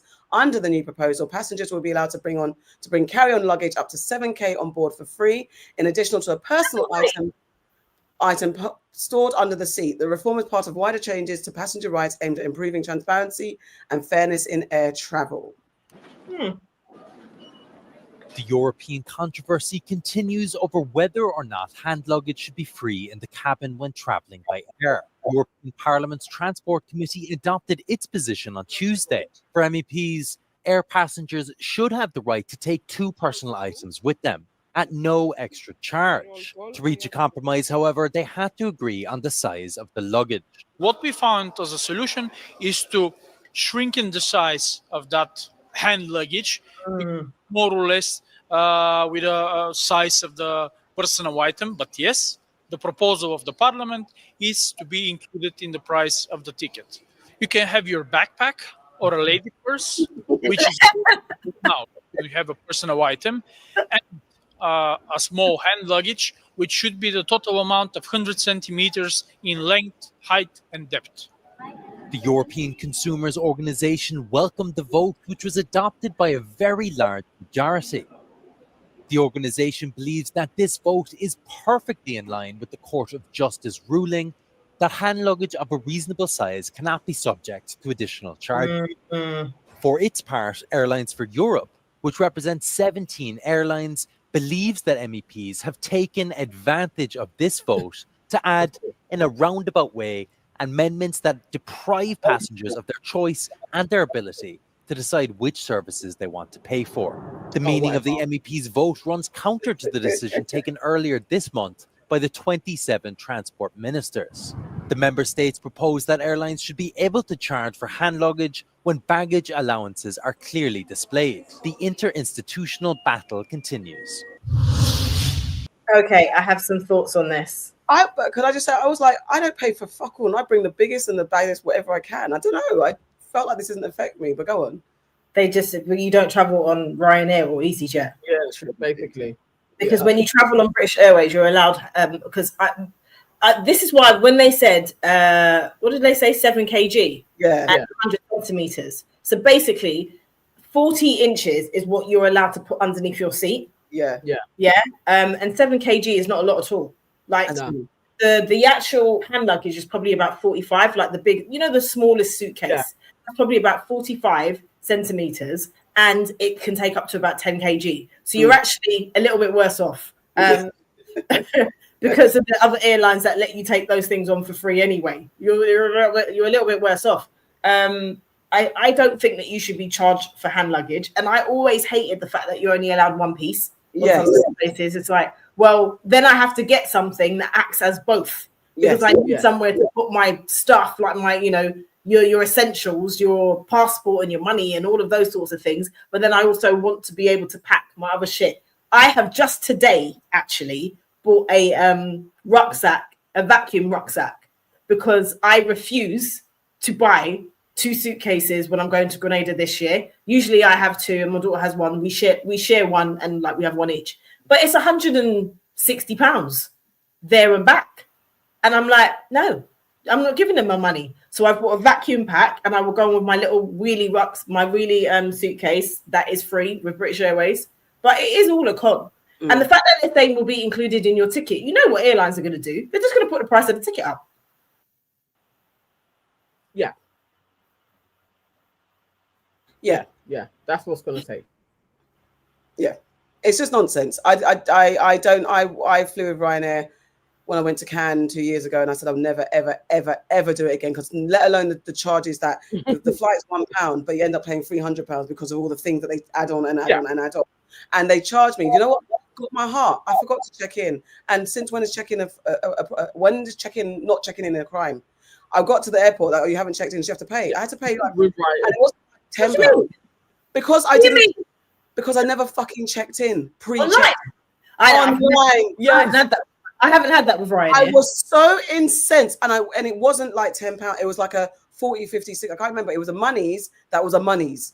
To be fair, I always check in before I get to the airport. I do sometimes, but you might forget because I literally. Absolutely. You should have to pay to check. I left before you. That time when I stayed with you, the extended time. But it's crazy. Yeah. You've already paid for your ticket. You had to pay to check in. That's wild. Yes. I bet because they say that they don't want queues. They don't want queues at the airport. So that's their point. At every point where you would have to have customer service with Ryanair, you have to pay them. It's the same way you have to pay for food. Anything where they're going to personnel, pay us. Let me tell you something. It's not cheap. But what I will say is, when I went to Fuerteventura the other day, we flew with Ryanair, and I was like, you lot are not getting a single shekel out of me anymore. No, not like I'm not flying with them. I'm not going to say that, because sometimes you have to fly Ryanair because it's the only airline that goes where you need to go. So I'm not saying that. But what I was saying is, you're not getting any more money out of me. I got the cheapest possible flight that I could get, and I went with my hand luggage. And I had the flight that I had, I was able to have a personal item, so as long as it goes under your seat, and my hand luggage, the normal little suitcase that up to 10 kg. I was like, you're not getting no more money out of me. I bought my packed lunch at the airport. You're not getting no more money out of me. Like, even the night before, I'm in an argument about whether or not I get a suitcase, because all of them was like, I'm taking this, I'm taking that. I was like, fuck that shit, man. I'm going to make it work. It's all going in this little suitcase by hook or by crook. Ryanair is not, and it was £70 for a suitcase. I was like, no, Ryanair, no. You're not getting no money out of me. The man's bawling as well. Piss off to all of it. Piss off. Ridiculous. All right, so let's move it over to Black Lives and Culture. We've done a lot of general news. So what's going on in Africa, the Caribbean, everywhere we're black. So do you guys remember we did a story? We spoke to, I can't remember when we spoke about him, but Baltasar Ibang Engonga. He's been nicknamed the African Diddy. He's been jailed for 18 years. So he's the former head of Equatorial Guinea's anti-money laundering agency. He's been sentenced to 18 years in prison. The thing that was banging his wife. Yeah, for embezzling. Really? Yes, for embezzling around $1.5 million. The high-profile He's trial an also embezzler as an embezzler. The high-profile trial also unearthed over 400 explicit videos, some involving relatives of top officials, prompting public outcry and political fallout. He's been done. 18 years, you know. Shit. Rotted. The African diaspora news to the point. You know, looking at this country is supposed to be about the land. Sorry, we're helping to end in. Let me get to the beginning of it, please. My God. There we go. You remember Baltasar Engonga, the infamous politician that went viral for his sex tapes, for having sex with prominent women and women that are married to politicians and powerful people. Even one of the women were his, I believe, his cousin's wife. News just broke that Baltasar has been sentenced to 18 years in prison. And it's not because of the sex tapes or what he has done to these prominent politicians, but because of embezzlement. He was found guilty for stealing public funds, 1 billion CFA franc. According to reports, the former Director General of the National Agency for Financial Investigation of Equatorial Guinea, Baltasar Engonga, has been convicted and sentenced to 18 years imprisonment after being found guilty of embezzling over 1 billion CFA francs of government funds. According to reports by the country's media platforms, Baltasar Engonga personally collected 910 million francs out of the stolen sum, most of which was allegedly blown on women and lavish pleasures. During the trial, the prosecution demanded a series of sentences. This include 8 years for embezzlement, 4 years and 5 months for illicit enrichment, or 6 years and 1 day for abuse of power, among others. When he was in office, he embezzled 1 billion CFA francs. This could have done so much in Equatorial Guinea. It has helped so many people, but he took and not even good use. According to these allegations, he was blowing it on women and luxury items and pleasing himself, basically, not necessarily caring about his post, what he's there to do and who he's there to serve. And it's not just him, unfortunately, it's many politicians doing this in many African countries. And it's sad. Hopefully this can lead the way. This can show others that you can be held accountable too. But when it comes to Baltasar, though, it's a bit tricky because, you see, he messed with the wrong people. He also got involved with this powerful men's wives, right? That gives them more fuel to put him in jail, to imprison him. Would they have done the exact same thing if he did not do what he did with their women and it was not exposed? We don't know, to be honest, because we have seen so many of our leaders getting away with stealing much more than what Baltasar has stolen. Anyways, fam, let us know down below. So yeah, there's that. There's a few points there. Like, he's right. He would never have got anything if he wasn't doing the do with all of these people's wives. But he's an idiot though, because why didn't you take your money in bus? Like, when you got exposed for the thing like that you did, why did you not take your money and just like go and live in, I don't know, Bahamas or somewhere like that? Right. No, that was all a part of the investigation. That's how they found out about all of the women. Yeah, that's how they got all of the things. They were actually there bussing the case for his money laundering, but they found the video.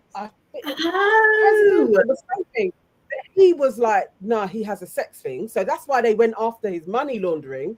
And then they found out all of the other women that he had been chopping. And then they could see in the pictures that he'd been taking, he had chopped maybe 6 women that was around him. Colleagues, cousin, like just I guess this is the thing when people say like, you know, you can't trust a cheater, like not just they are a cheater, but other men with integrity. Like I wouldn't be friends with somebody that cheats because you know they cheat in lots of different ways.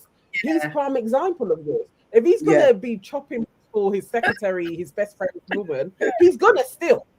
Like, you know, it's all part of using all the money on these women. He's gone for 18 years. He is pissed because it was years. It's damaging a man's ego. This is what the wrath. Talk about hell hath no fear of the woman scorned. A man scorned, right? Holy hellfire. Don't try it. It's not just us who can be bitter like the mercy. It's definitely not just us who can be bitter. Definitely. And then everyone's saying, Farrah, he did bust. He bust a lot. He busted plenty. That's the problem. You bust too much. And Destiny said, I remember maybe, this.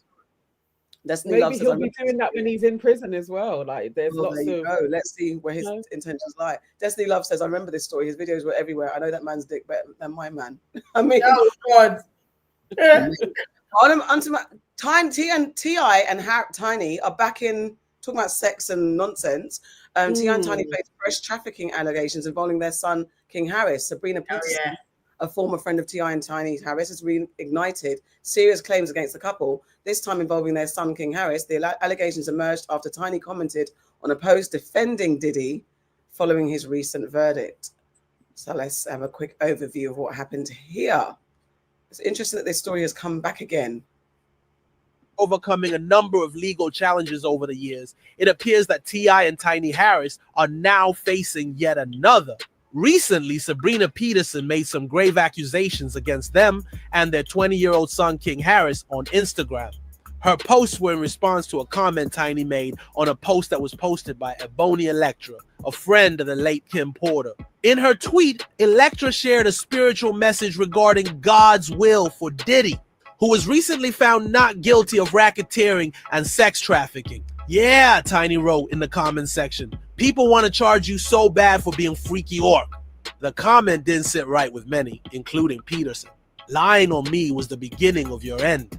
Don't worry, you're next. It's the trafficking, coercion, prostitution, and you can't give consent while forcing your victims to take drugs, she alleged alongside a screenshot of the comment. NLB. She continued, alleging that she has several sex trafficking receipts she plans to release later this month. I have protected your children, she alleged. I have protected my attorneys, I have protected victims, but truth is on my birthday, it's about me. 719, the feds already have this. I think the fans need it. Peterson then revealed reported texts sent between King Harris and a girl whose relatives supposedly got in touch with her. This is because they think their daughter is supposedly involved in a web of drug and prostitution led by the Harris family, she claims. T.I. and Tiny's old acquaintance Peterson has previously leveled a number of grave accusations against them. For instance, she claimed in a 2021 lawsuit that they drugged several people in order to sexually abuse them. Additionally, she said that T.I. threatened to kill her while holding a gun to her head. Since then, they have refuted the accusations. With a range of responses, the Diddy trial judgment has dominated headlines today. Diddy's family was ecstatic with the outcome, since it meant that he would not face the possibility of life in jail due to the not guilty verdicts on the... I think that's a new story. But yeah.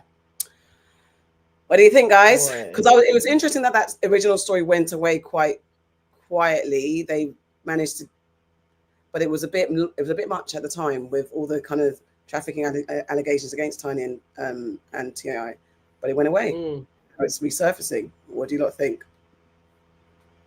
This is the thing, because weren't they being sued by, was it 2 women at the time that were saying this had happened to them? Yeah, I think they were other people. That you cut out now. Say that again. Repeat yourself. You cut out. I was saying that surely they have paid some people because that whole claims against them disappeared.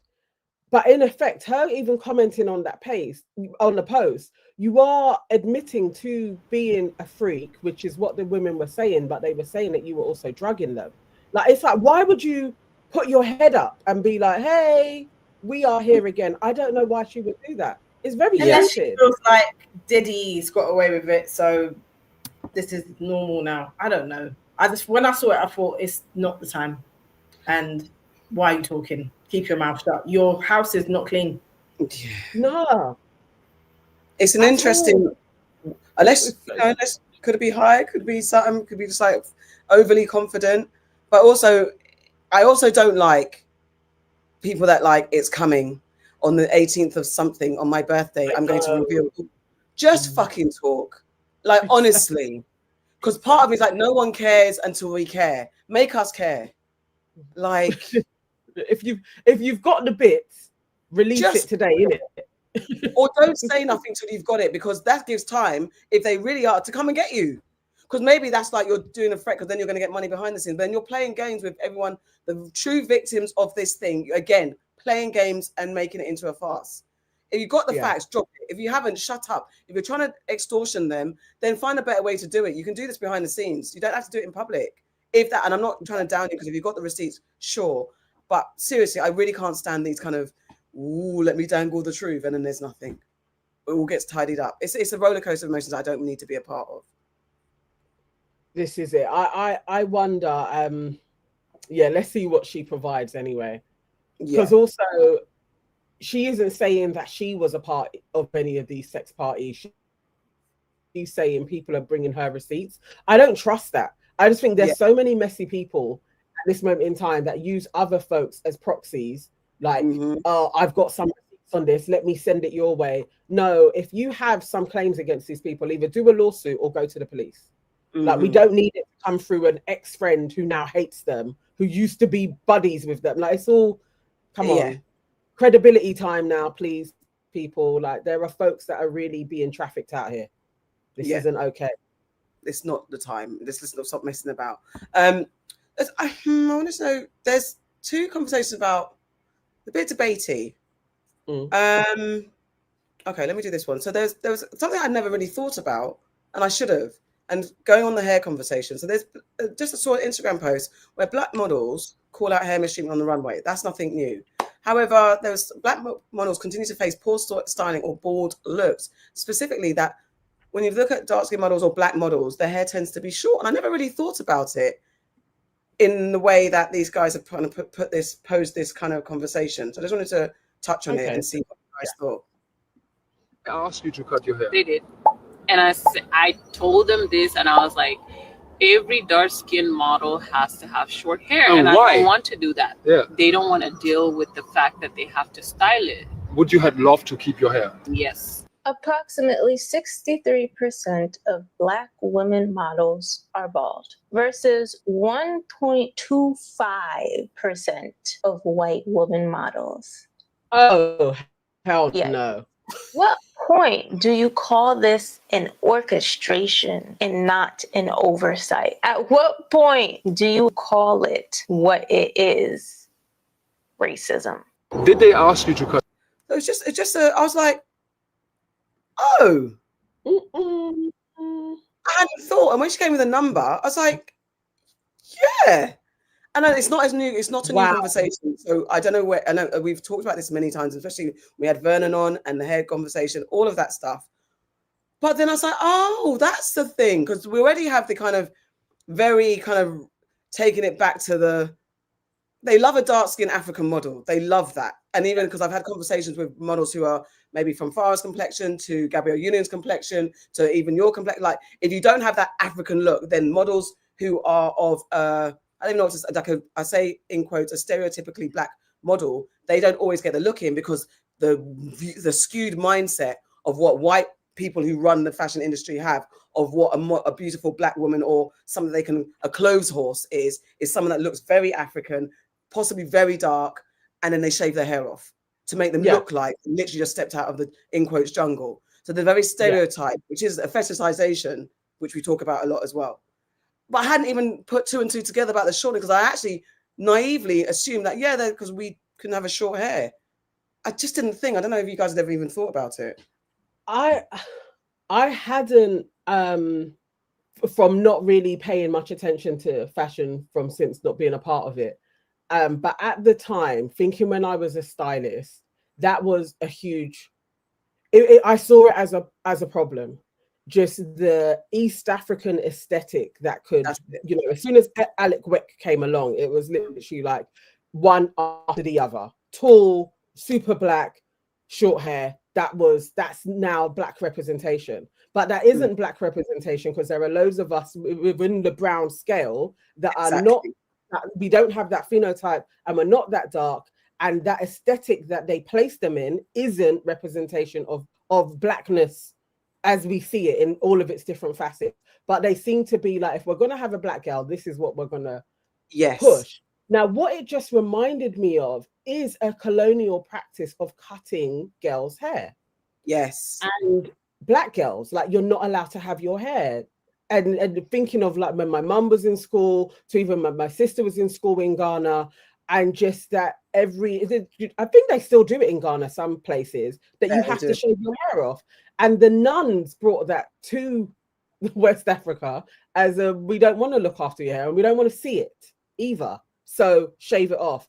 And that's the same as the models. We don't want to have stylists that can do your hair or think of a look that your hair fits into when we want a sleek or straight or shave their hair off, put them in a wig. We don't want to have to see afros in any way. Yeah, that's a problem. That truly is, actually. That is something. It's not just the makeup of it all where people are looking ashy. It's that we don't want to do your hair, so you must cut it. Yeah. Those stats are wild. That's crazy. Yeah, I didn't know the percentage was that high, but when you think about it, when I actually deep it, I'm like, it's fucking true. Because there's loads of models and that's their look. Yeah. And it's like, hold on, this is not a coincidence. This is by design. That not all of these models must want their hair shaved. Surely some of them have longer hair, because black people can have hair of all types of textures. How come we're only seeing one sort of thing? Yeah, it's definitely by design. Yeah. I mean, to be fair, we have heard horror stories where people have been told to cut their hair. Yeah. We did a whole thing on hair, and it's like, we have heard people saying they didn't want to manage it, they just shaved it off. And I've told many times of the times when I was doing hair and fashion shows, and I never forget, there was a couple of the models, the head stylist will just go, and I say, and I'm like, and she's like, okay. And so I'm like, come to my chair, let me at least comb it through, let me put some cream in it, let's do something, because it doesn't have to look like that. We know what that looks like. It's not good for us, for our aesthetic, for our eyesight. We know. And then poor girl might end up on a blog. It wasn't the time of blogs when I was doing hair, but in this day and age, you end up on a blog, I look at the fuckery hair, then we will come for her like, why is your hair so dry? And it's not her fault. She's been sent out because the hairstylist has said, that's enough. And also, I forgot that also our hair was a threat to the Missy on the plantation as well. Cover your hair. I would love to get to the story of headscarves, because I have read that, because we always assume that, headscarves and wraps, that's our thing. But then also I've seen a correlation where we were told to cover our hair, and that's when it developed into head wraps as well. So I'd love to know the actual origin stories of head wraps. And there's that thing. So cover your hair or shave it off, because Missy doesn't want to see your wild hair that's tantalizing her master husband. All of that crap. But it's just a very in the South, it was actually law. It actually I used to do I used to give talks in schools when I was selling head wraps, about head wraps and actually like the history of it in different ways. But in the South, it actually was written, it was like a bylaw, like the kind of before freedom came along, but you wasn't allowed to show your hair. So they had to either cover it, shave it, or put on a head wrap. And then also we would do more styles with the head wraps. And then that started to get banned as well. So it was like, it had to be colorless and white. It was like at each point, okay, so you guys can't have your hair. You can't do your hair. You must wear a head wrap. We get creative with it. Too creative. No colors. It has to just be white. But then, the different ways people do knots and rads and different things, that all started to become a style. And you see it through colonialism. It was very similar. So it's like, we don't want to see your hair. Or you can't, but there was rations that would go on, so people couldn't do their hair effectively, so they would use materials to cover it from the sun and everything else. It's like we've always been inventive, but they've had something against our hair constantly. So there's no, you know, it's by the by that we also would internalize there's something wrong with our hair. Yeah. But it's because hair, you can show your creativity through hair and intelligence as well, I suppose, through hair, can't you? Like they didn't want us to not, I suppose you can show your intelligence through hair because slaves used to put messages in their hair all the time, and that's how they would communicate non-verbally. So I think they don't want to show that we were anything other than, you know, workhorses. That was it. It's a strange one. It's an interesting one. Stephen A. Yeah, Stephen A. says it's also a sort of eugenic idealization of a very specific type of black. For years, they weren't interested in showing someone attractive. She only had to be tall and dark and skinny. And even that language there, because I remember I've spoken about this before when I worked in my salon and when Alec Weck was on the cover of Pride magazine, and that caused, like, all the women in the shop had a fallout. We either had sycophants of like, oh my God, she's amazing. And then you had other people like that. She doesn't represent me. Why is she on the front? She's ugly. She's disgusting. And What Alec are we going to do? Show everybody. Like, she represents somebody. Exactly. Specifically, we know the person as well, you and I, Farrah. Yeah, I know who you mean. That's what I'm saying. They do not represent. And I remember being so like, the fucking hell, what is going on? But then it became a fetishization where you had to have that look, as Nana said, the East African, very dark, very skinny, very stereotypically African look. And that was it. And that's when I can't remember which model was talking about it. And she was the fairer skinned model. And she was like, we don't get a look in, we don't get chosen because we don't represent black enough, because they've got the white models. So I think I know what you mean. There was that model that she was around the Naomi time. Yeah. There was one model, no, maybe a bit later than Naomi, but there was one American model who used to say stuff like that all the time. Yeah, and it happens because then it's like, yes, because you want, it's people playing with our aesthetics and we're not in control. And it's people playing with our aesthetics, and it's people playing with colorism as well. Yeah, exactly. Because there's that fetishization of that type of woman, and then at that point is like the people who are not that tone are not, you're not worthy anymore. Yeah. And then it flips around to the darker skinned woman, you're not worthy anymore. You have to look like more European. It's just it's them fucking with us all the time. That is exactly, and it is people's livelihoods. That's the thing. I remember this was probably late 90s, early 2000s. Definitely the beginning wave of the East African look being the look for the black models, and then maybe more of the mixed race models would then be like next, and Calvin Klein. It's like you had more commercial jobs. You weren't getting the big ones. Like, but Burberry weren't gonna really have you on unless you had green eyes. It's like they really went to like polls. Like, okay, so you can't just be normal mixed. It's now we need green or blue eyes, and then you've got to be ultra dark. So everybody in between. But this is how you're making your money. Like the aesthetic of a model, it's like they're few and far between. You're ultra skinny, you're tall, like you need to work, and then it turns into no, we don't want you guys anymore. So you can't get anywhere unless it's commercial and they pay you less. It's actually so out of order. It's really when I started falling out of love with fashion and modeling as well. It's like, this is so gross. You really abuse people. You have people with eating disorder and they look sick, and then you herald them like they are the greatest looking person. They are literally the opposite of health. Like this is, it's a horrible industry. An arbitrary rules. When are we gonna get modeling industries Me Too? Like we've had hip hop, right? When are we gonna get modeling world's Me Too? Because you know some shit has been going down there. Most definitely. I wonder how and when, because I think it's too much of a closed-knit circle. It's dangerous. It's dangerous. I remember someone I dated, he was like, absolutely not. After he got propositioned a few times and being a straight man, he was like, nope. So he came from a bit of a homophobic aspect, but he was like, nah, I'm not having anyone take advantage of me. It's not happening. So he didn't go that route. And even my nephew dabbled for a spell, and I was like, I don't want you to go to any castings or any shoots without me. And he didn't have enough love to pursue it. But I was like, as much as you want your kids, or especially when they're young, to get that opportunity. And I know the industry, and I'm like, it's amazing. You can get flown out, you can do all this stuff, but there's going to be a point where you're going to be so left to the vulnerable wind. And if you haven't got your faculties about you, or a chaperone that has got your back, And models have got tails. When my daughter was younger, that she used to get, people used to say a lot of time, take her for modeling, or we'd get approached, and I'm like, fuck that shit. I'm not instilling that in her head. That's too much.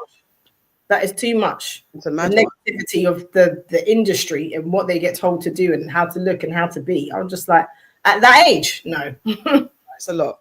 You have to you'd have to be such a momager and be on it and be everywhere. And then have to have no job. You have to, and they have to be booking enough money to carry both of you. And you have to, they also find ways to pull your child away, because they'll be like, oh, they'll be in your child's ear trying to say, well, you're not, you're not needed on set. Like, stay in the green room. It's a lot. And yes, Glenn Elm says, I think some trafficking stories will come to light. Definitely trafficking. Definitely. Oh my Because there's God. models that will get lost on the route. You get booked from, because sometimes like the models that came through my chair, sometimes like, oh, I've just come from Milan and I'm just going to here and I'm just trying to think. And you've got people that you've got handlers. Not everyone's going to be subjected to that, but you're just going here, there, everywhere. You're young, you're 15, 16, 17, 18, flying here, then everywhere. You don't even know who's going to receive you at the other end. You don't even know what hotel you're going to end up in. You don't know who you're going to be roomed with. You could be in a group, massive like room with bare other models that don't know. They don't know. There's no kind of mental health check on models. You're just a pretty face and you suit the thing. You could be put in with someone who's got mental disabilities or aggressive tendencies, all this stuff. Models go through a lot. And then to keep going, the drugs come in. To keep going, the alcohol comes in. To keep going, you get these older men who want to take advantage of this pretty young thing. It's toxic. It really is. It's how they get them. That rooming thing and staying in kind of like halfway houses for models. Yeah, that's where I'm like, okay, there's stories there. There is definitely how they, or when you fall off the wayside and then the photographer comes along and then the photographer with his muses. It's just, then a reckoning needs to take place there. We need fashion industry. We do know that some models, like I think Cindy Crawford talked about being taken advantage of, like someone took some pictures of her when she was younger. And it's that thing as well, isn't it? Like, oh, you meet a famous photographer and they start saying to you, oh, just do a bit of nudes. It's art. And then before you know it, you've done this, and then they kept those pictures and they're using it against you. Absolutely. And there is, because it's you've got to get desensitized to being naked, because you've got, like the last show I did in Riyadh for Ellie Saab, you got to change. So you got and then you've got to steal yourself, because you're women, you got boobs, you got fannies, you got everything in everyone's face, and you just got to. I'm doing hair. There's boobs in my face. I'm a woman. I know that I'm not a threat to anybody, but from woman to man, anyone can be a threat to anyone and take advantage of that. You've got it's a crazy environment. It's a very crazy environment, the modeling industry. You mentioned colorism, and I just, again, a little kind of a segue. It's just, we don't talk about men and colorism, and I found this clip of this guy who was talking about his experiences of colorism. I just thought it was an interesting little take. I had Aunt Bessie. That devil lived to be about 95 years old. My devil lived a long time. The lady was a devil, man. Aunt Bessie didn't like dark-skinned kids. And my parents sent me to the family reunion. They didn't go. They sent me with my aunt and uncle. Nobody to fend for me. And Bessie had a field day with my little black behind. Oh, I was, as you can see, chocolate brother, so I was a chocolate kid, and growing up in Mississippi to a fair-skinned lady who hated dark-skinned children. And this stays with me because oftentimes people are like, oh my God, you're so handsome, so beautiful. And you're hearing it from me. I don't see what people see. I'm just being honest. I just don't. And here's why.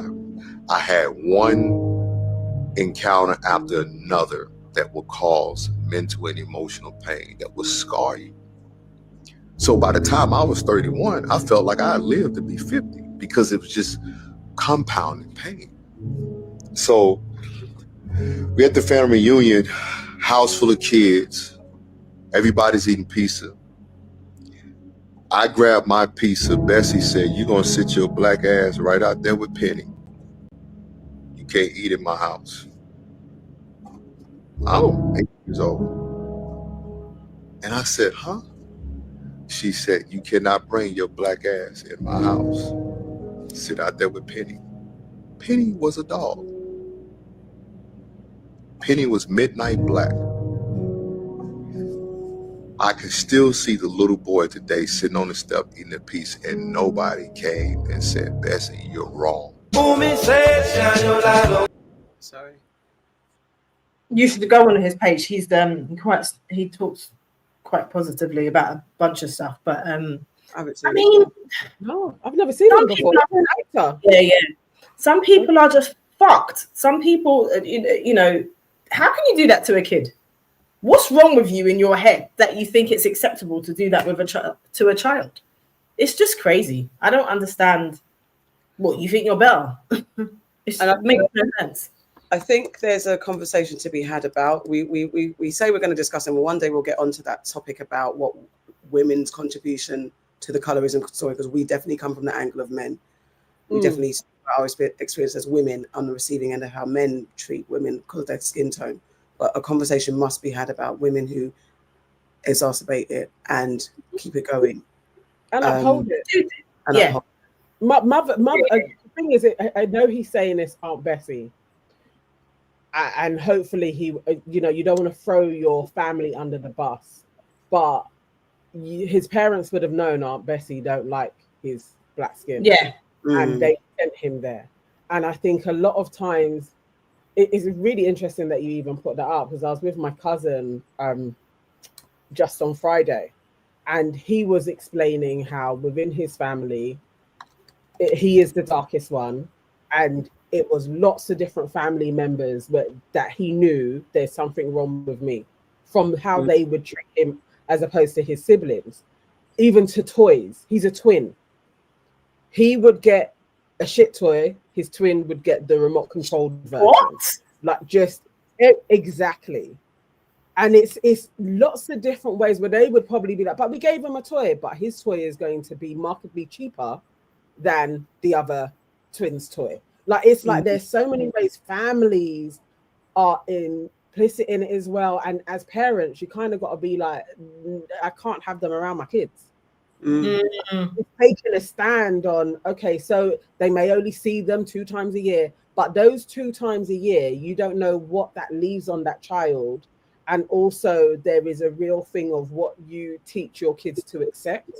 And as a parent, if you see somebody as being fuckeries to your kid, they need to know that you will back them 100%. And if that means it's your favorite cousin and you don't ever see them again, that's what it is. Yeah. You're just giving them, I am worthy and I should be treated right. But it's still, even as he was telling us about it, it's like my heart was aching. But the kids were around, so you don't even want to. You're listening to a story, but truly, I was like, this is so cruel. He's 40, still thinking about how he was mistreated by his family just because of his melanin content. He's so a beautiful person, nothing to do with his character, just melanin. It's crazy that we have this.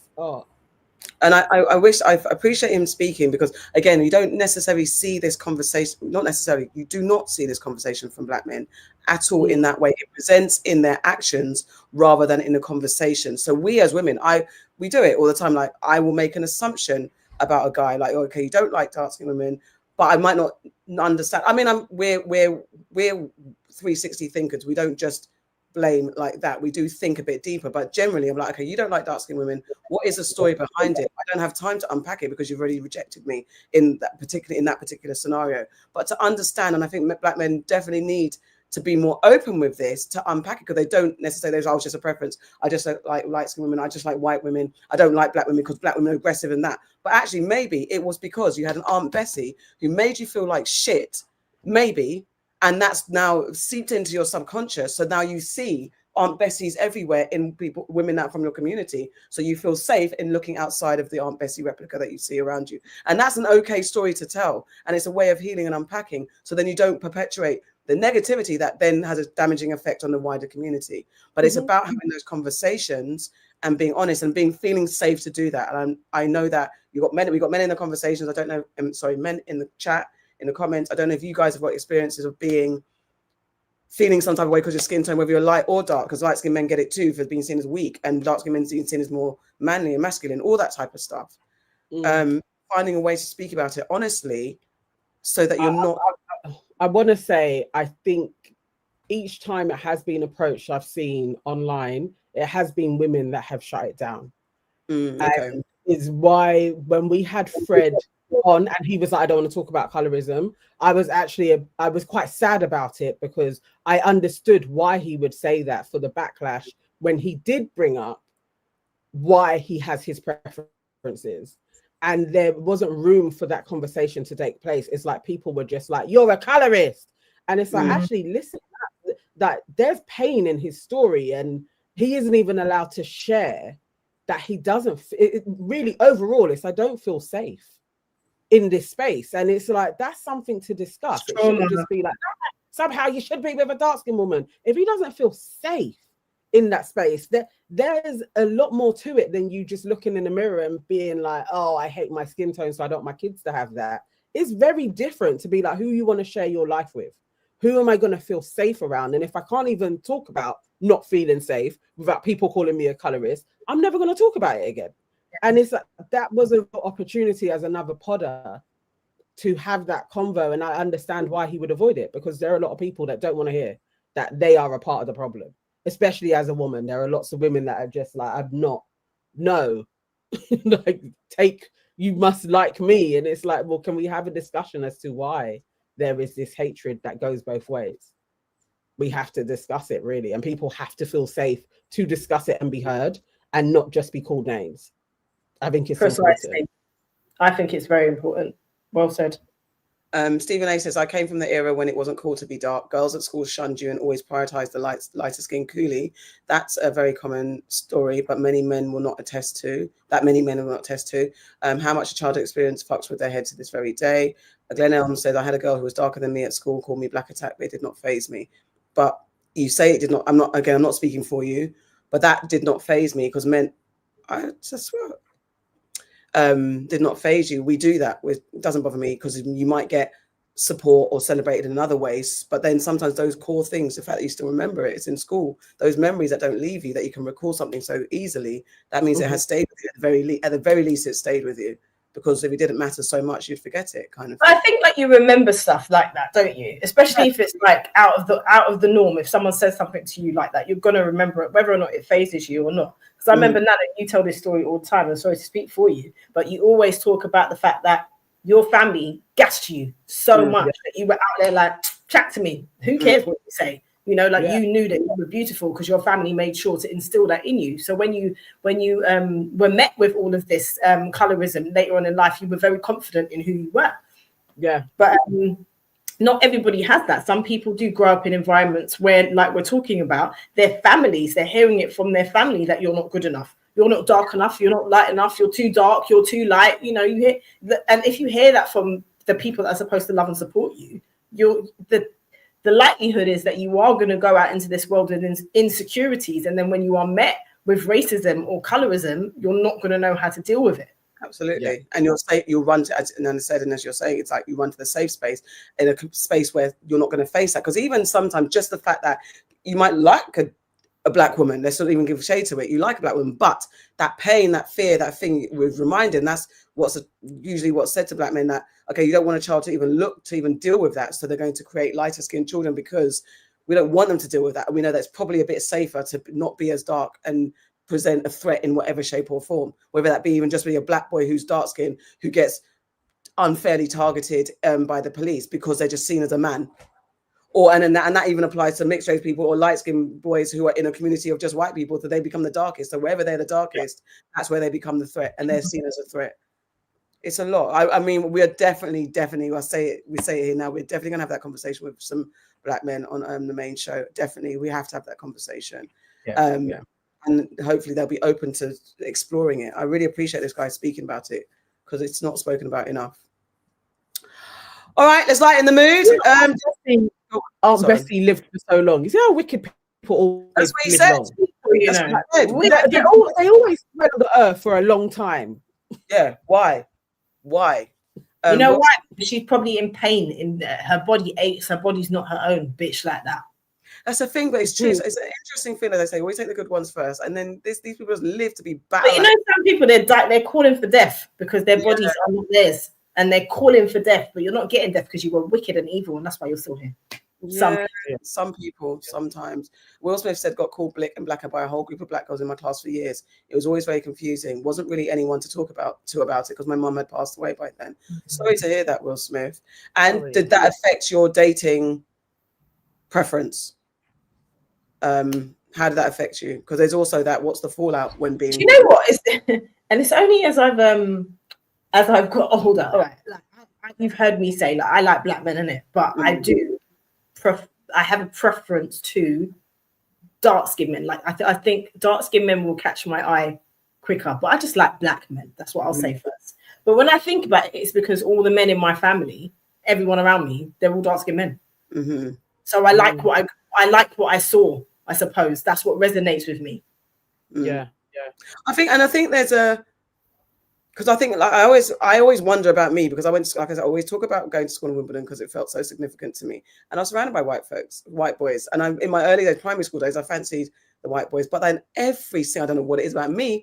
Everywhere, no matter what, I'd find the black boy and fancy them. It's something though, innit? Whether they were mixed race or light skinned, there's a boy called Tom Cruise. Big up Tom Cruise, not Cruise. Wherever he is now, I loved you through my middle school. Mixed race boy, he was the cutest, a cutie patootie. I loved him so much, and I was like, I just had to, no matter what, there'd be a white boy like, oh, everyone fancies this popular white boy, but I would find the black in them somewhere. So I don't know what it is, but there's circumstances you can grow up around it, and it's like, well, what do you want me to do? You want me to be single forever? Yeah, that's not me saying that I only date dark skinned men, because clearly I do not only date dark skinned men, but if I see that on TV, I'm like, ooh. You just be handsome and black. That's it. Just be black, babe. Just be black. Say again. What Ezra Sprouts has just said. There's some similar conversations around who black LGBTQ celebrities choose to date. I've heard this conversation a lot as well from the LGBTQ community, and when you watch it on TV, they're always pit with a white person. It's very rare you get a black relationship, and we talk about it in the heterosexual space when they like to pair blacks with whites in those storylines. But definitely, I've heard that conversation too when it comes to light to white and what that is and what's going on in the LGBTQ community. Ezra, are you from the community? Do you have any kind of extra comments on what happens there? Glenn Elm said, you remember things, but in my case, it did not alter my view on my complexion or dark-skinned women. Our skin tone is what enhances our features and makes us beautiful, no matter the tone. I wish some understood and embraced this. Yeah, agreed. Simmer says, my family has a lot of light-skinned women with dark-skinned men. Little Rock says, I went to JA every year for summer holidays during school year. So although I was in an all-white school here, I was validated in knowing my heritage and my beautiful people of all tones. And that is one of the most important. Needed, you know, like kids, like our generation, we've got to make sure that we continue the tradition of taking our children to our home countries, because there is nothing like being around black people, like all black people, and seeing all shades and just everyone. No, there's not this. It's just, you're just black, bruv. That's it. I just absolutely love it. Ezra Sprout says King of Reeds. I just tried to find it. He said, my thoughts on interracial. King of Reeds has done a good conversation about it. I'll quickly click on this video and see what he said. Let's see if we can get an opinion from him about the interracial dating within the LGBTQ space. I've not watched this before, so bear with me. Let me pull this video out. Here we go. I wanted to do this video for quite some time. Let's talk about interracial dating. Y'all already know what time it is. I got the black V-neck on.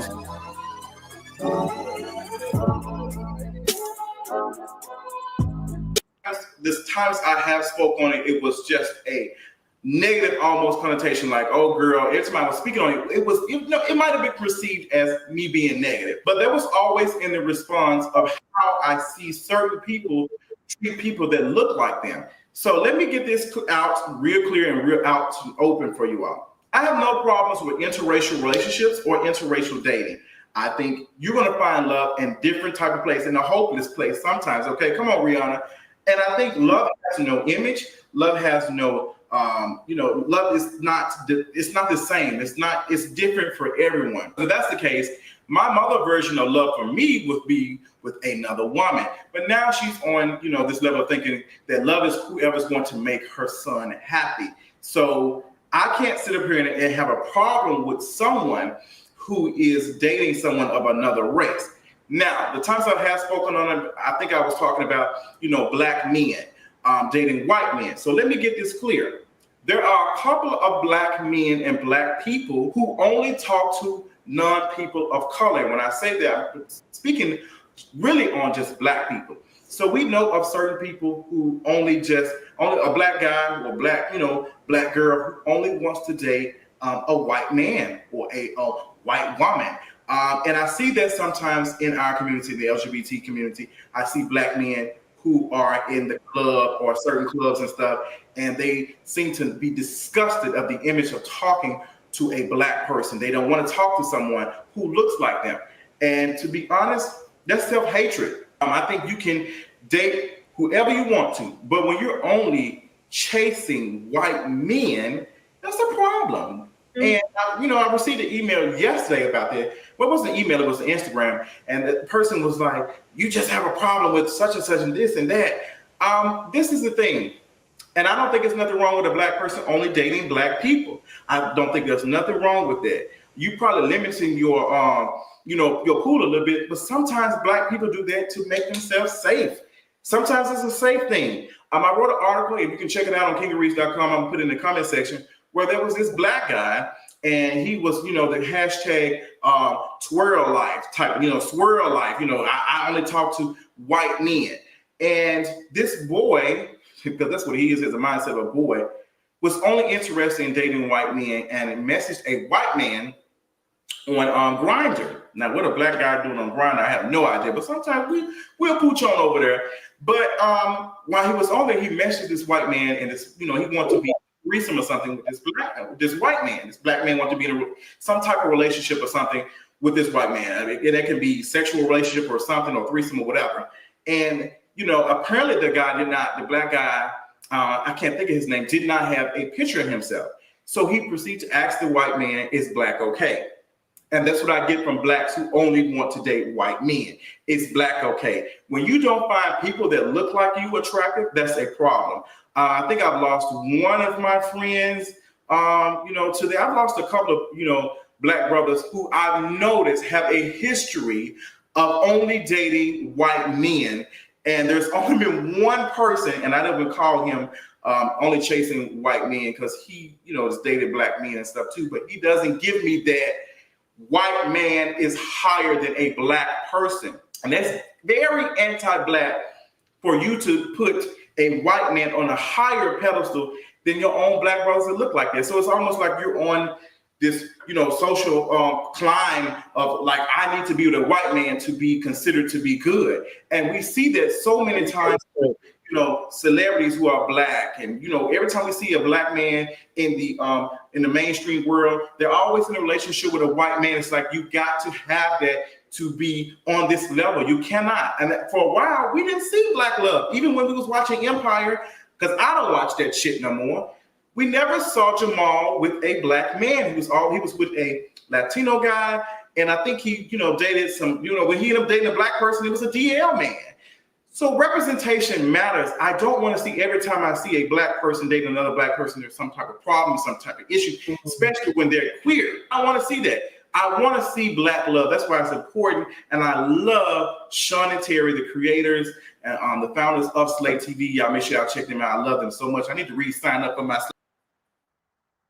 Yeah. You're on mute. I said, okay, cool. That's kind of like the overview, the gist. Ezra said that. We got his point. Yeah, got his gist. I mean, yeah. So I guess work either way, isn't it? It's the same thing. We always say. I don't. If you are out here being like, I just don't date my race, and I think there's something weird. I think there are things for you to discuss and unpack, even if that's where you land with it. There's some disconnect with yourself that you're running from. But you can fall in love with who you're going to fall in love with. Absolutely. It's the running after a particular race. That I think And that's, saying only to a race other than your own, I have a problem with. Is weird. All right, let's lighten the mood because we got to go. Let's put the nonsense and move on. Move out. Did you lot see this? Because I was like, what would you do if you saw this cloud? Yeah, I saw that. Oh, I saw this. So this.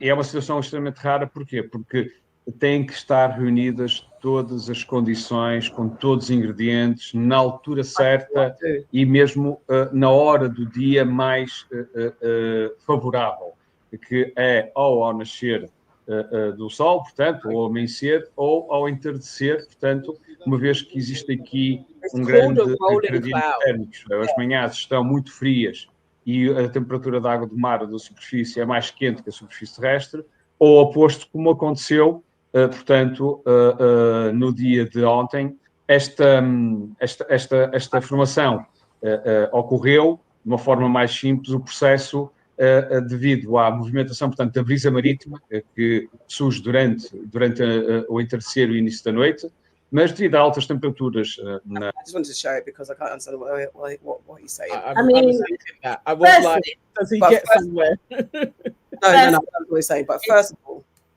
Firstly, if I saw that, if I saw my hair, if I saw that while I'm at a beach, I wouldn't be doing what those people are doing. They were going towards it and like, oh, I'm off. Why are you there? Who knows what's coming out of that cloud? I'm not staying there. I'm good. I'm off. Thank you. Exactly.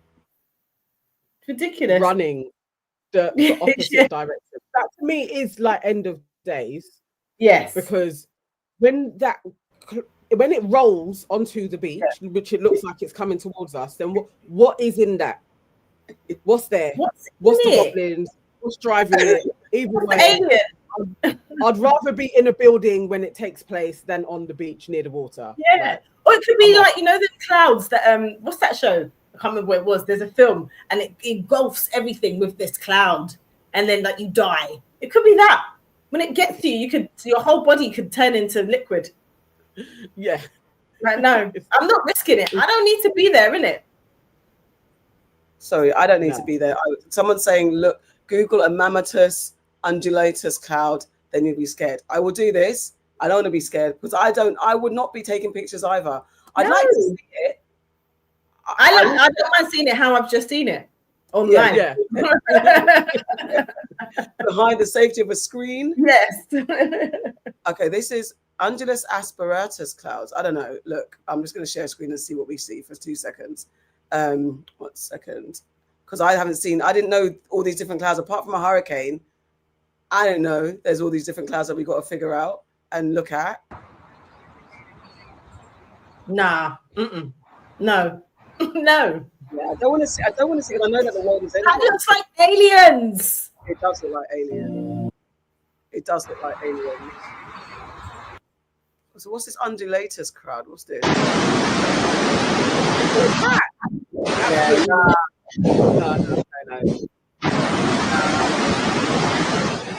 I don't need to see the sky doing things. I don't.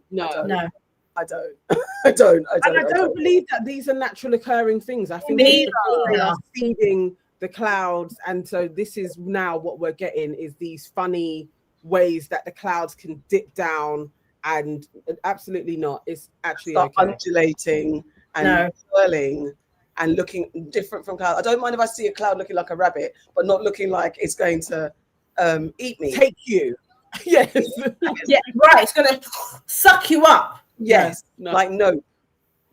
No, absolutely not. It's oh come on. You know what I don't like?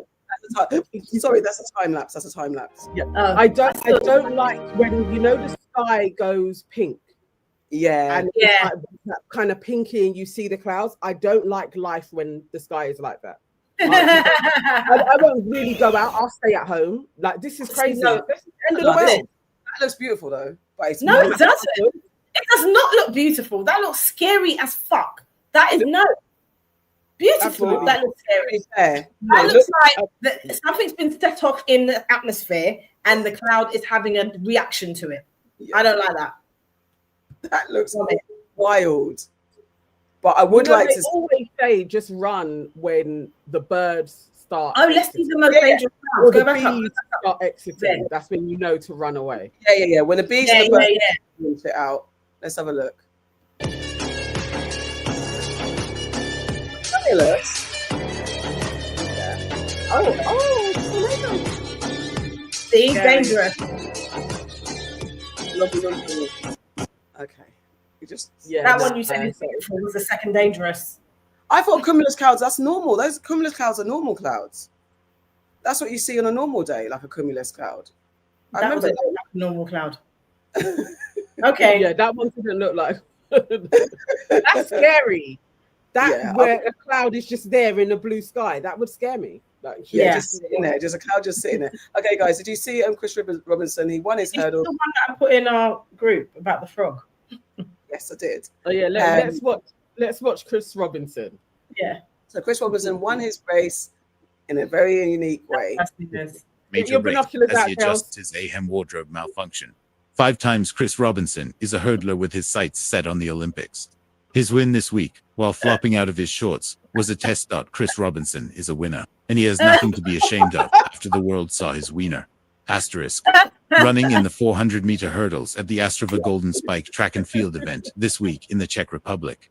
Robinson edged out a win by inches, beating out Matheus Lima of Brazil by a mere 0.06 seconds. Asterisk. What made the feat so remarkable for the hurdler was his constant adjustment to his wardrobe malfunction. Asterisk. It happens from time to time.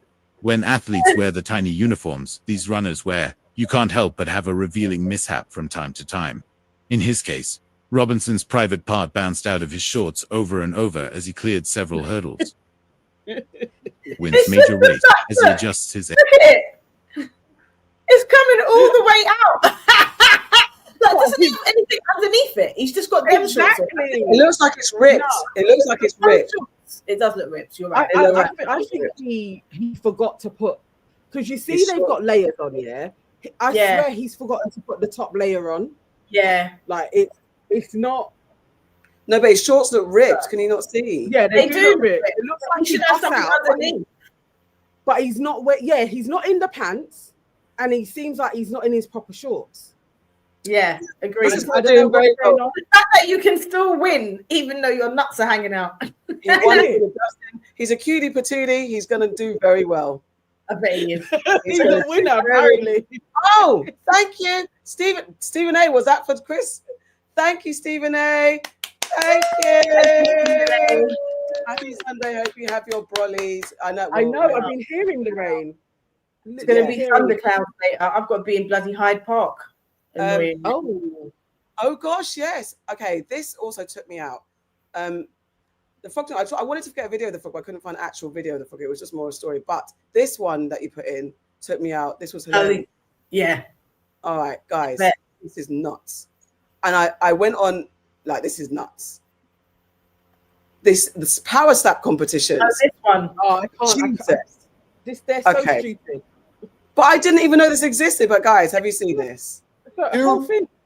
Look at this. Oh.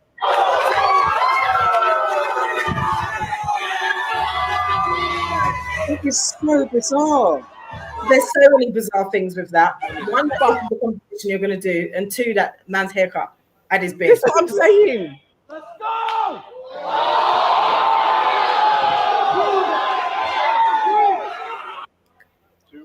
Why is this a thing? Why is it a thing? Do you know what? I can't lie. Do it, don't it? Don't you? I want to do it. I just don't want to have it done to me. But I will.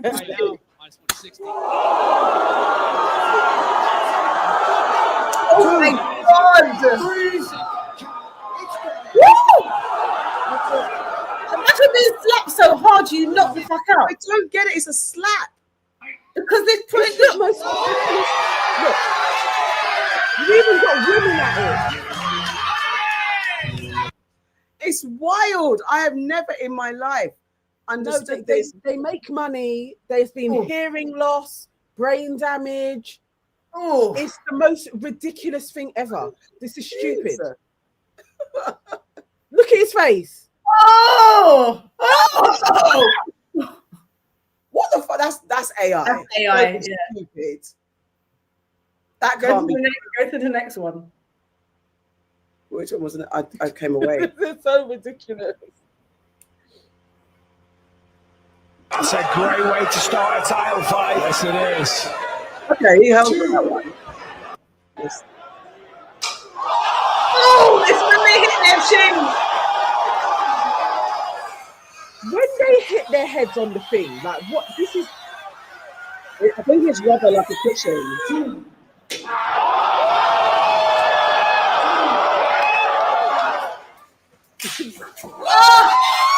It's like straight knockout. There's angles to that guy. No. Last swing from the dumpling. Good slap.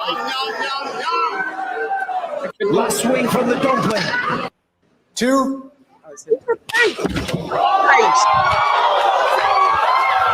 And his hairstyle's like Two big names in the world of power slap. A slap from a violent. Wasn't the best. Just kind of a glancing blow. So maybe I feel like I could. I've never been slapped like I this. want to do it. I just don't want to have it done. Yeah, I don't. I want to. But You know what it reminds me of? When I first saw it, yeah. Did you not used to do knuckles with your Knuckles.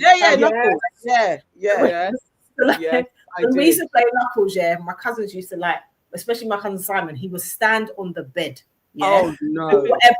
And he would get the cards and he'd have the cards staggered like that. And then he would jump from as high up as possible and get you. And you'd be like, Yeah, the Knuckles was a biggie. Knuckles was a Oh living my legend. god! I cried at Knuckles one year. Yeah. That was the last time I played it. Yeah. Because I was too old to have Yeah. cried. Maybe I was about 10 or 11. Yeah. So you know, it's like the little kids can cry, but you're now into You the can't cry.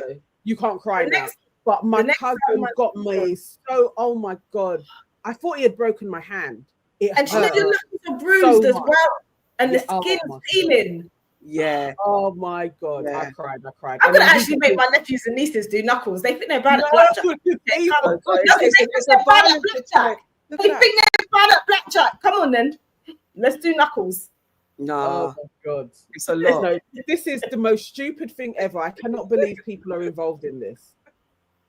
But it's And they have to hold their hand behind their back. You see that bar thing? They can't. yeah, they can't. Yeah. You can't. It's reflex. That's worse as well because you can't support yourself.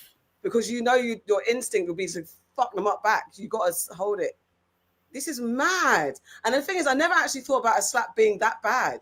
Do you know what I mean? Like, obviously, you can get slapped up, but Look at that one. like, She was like, oh.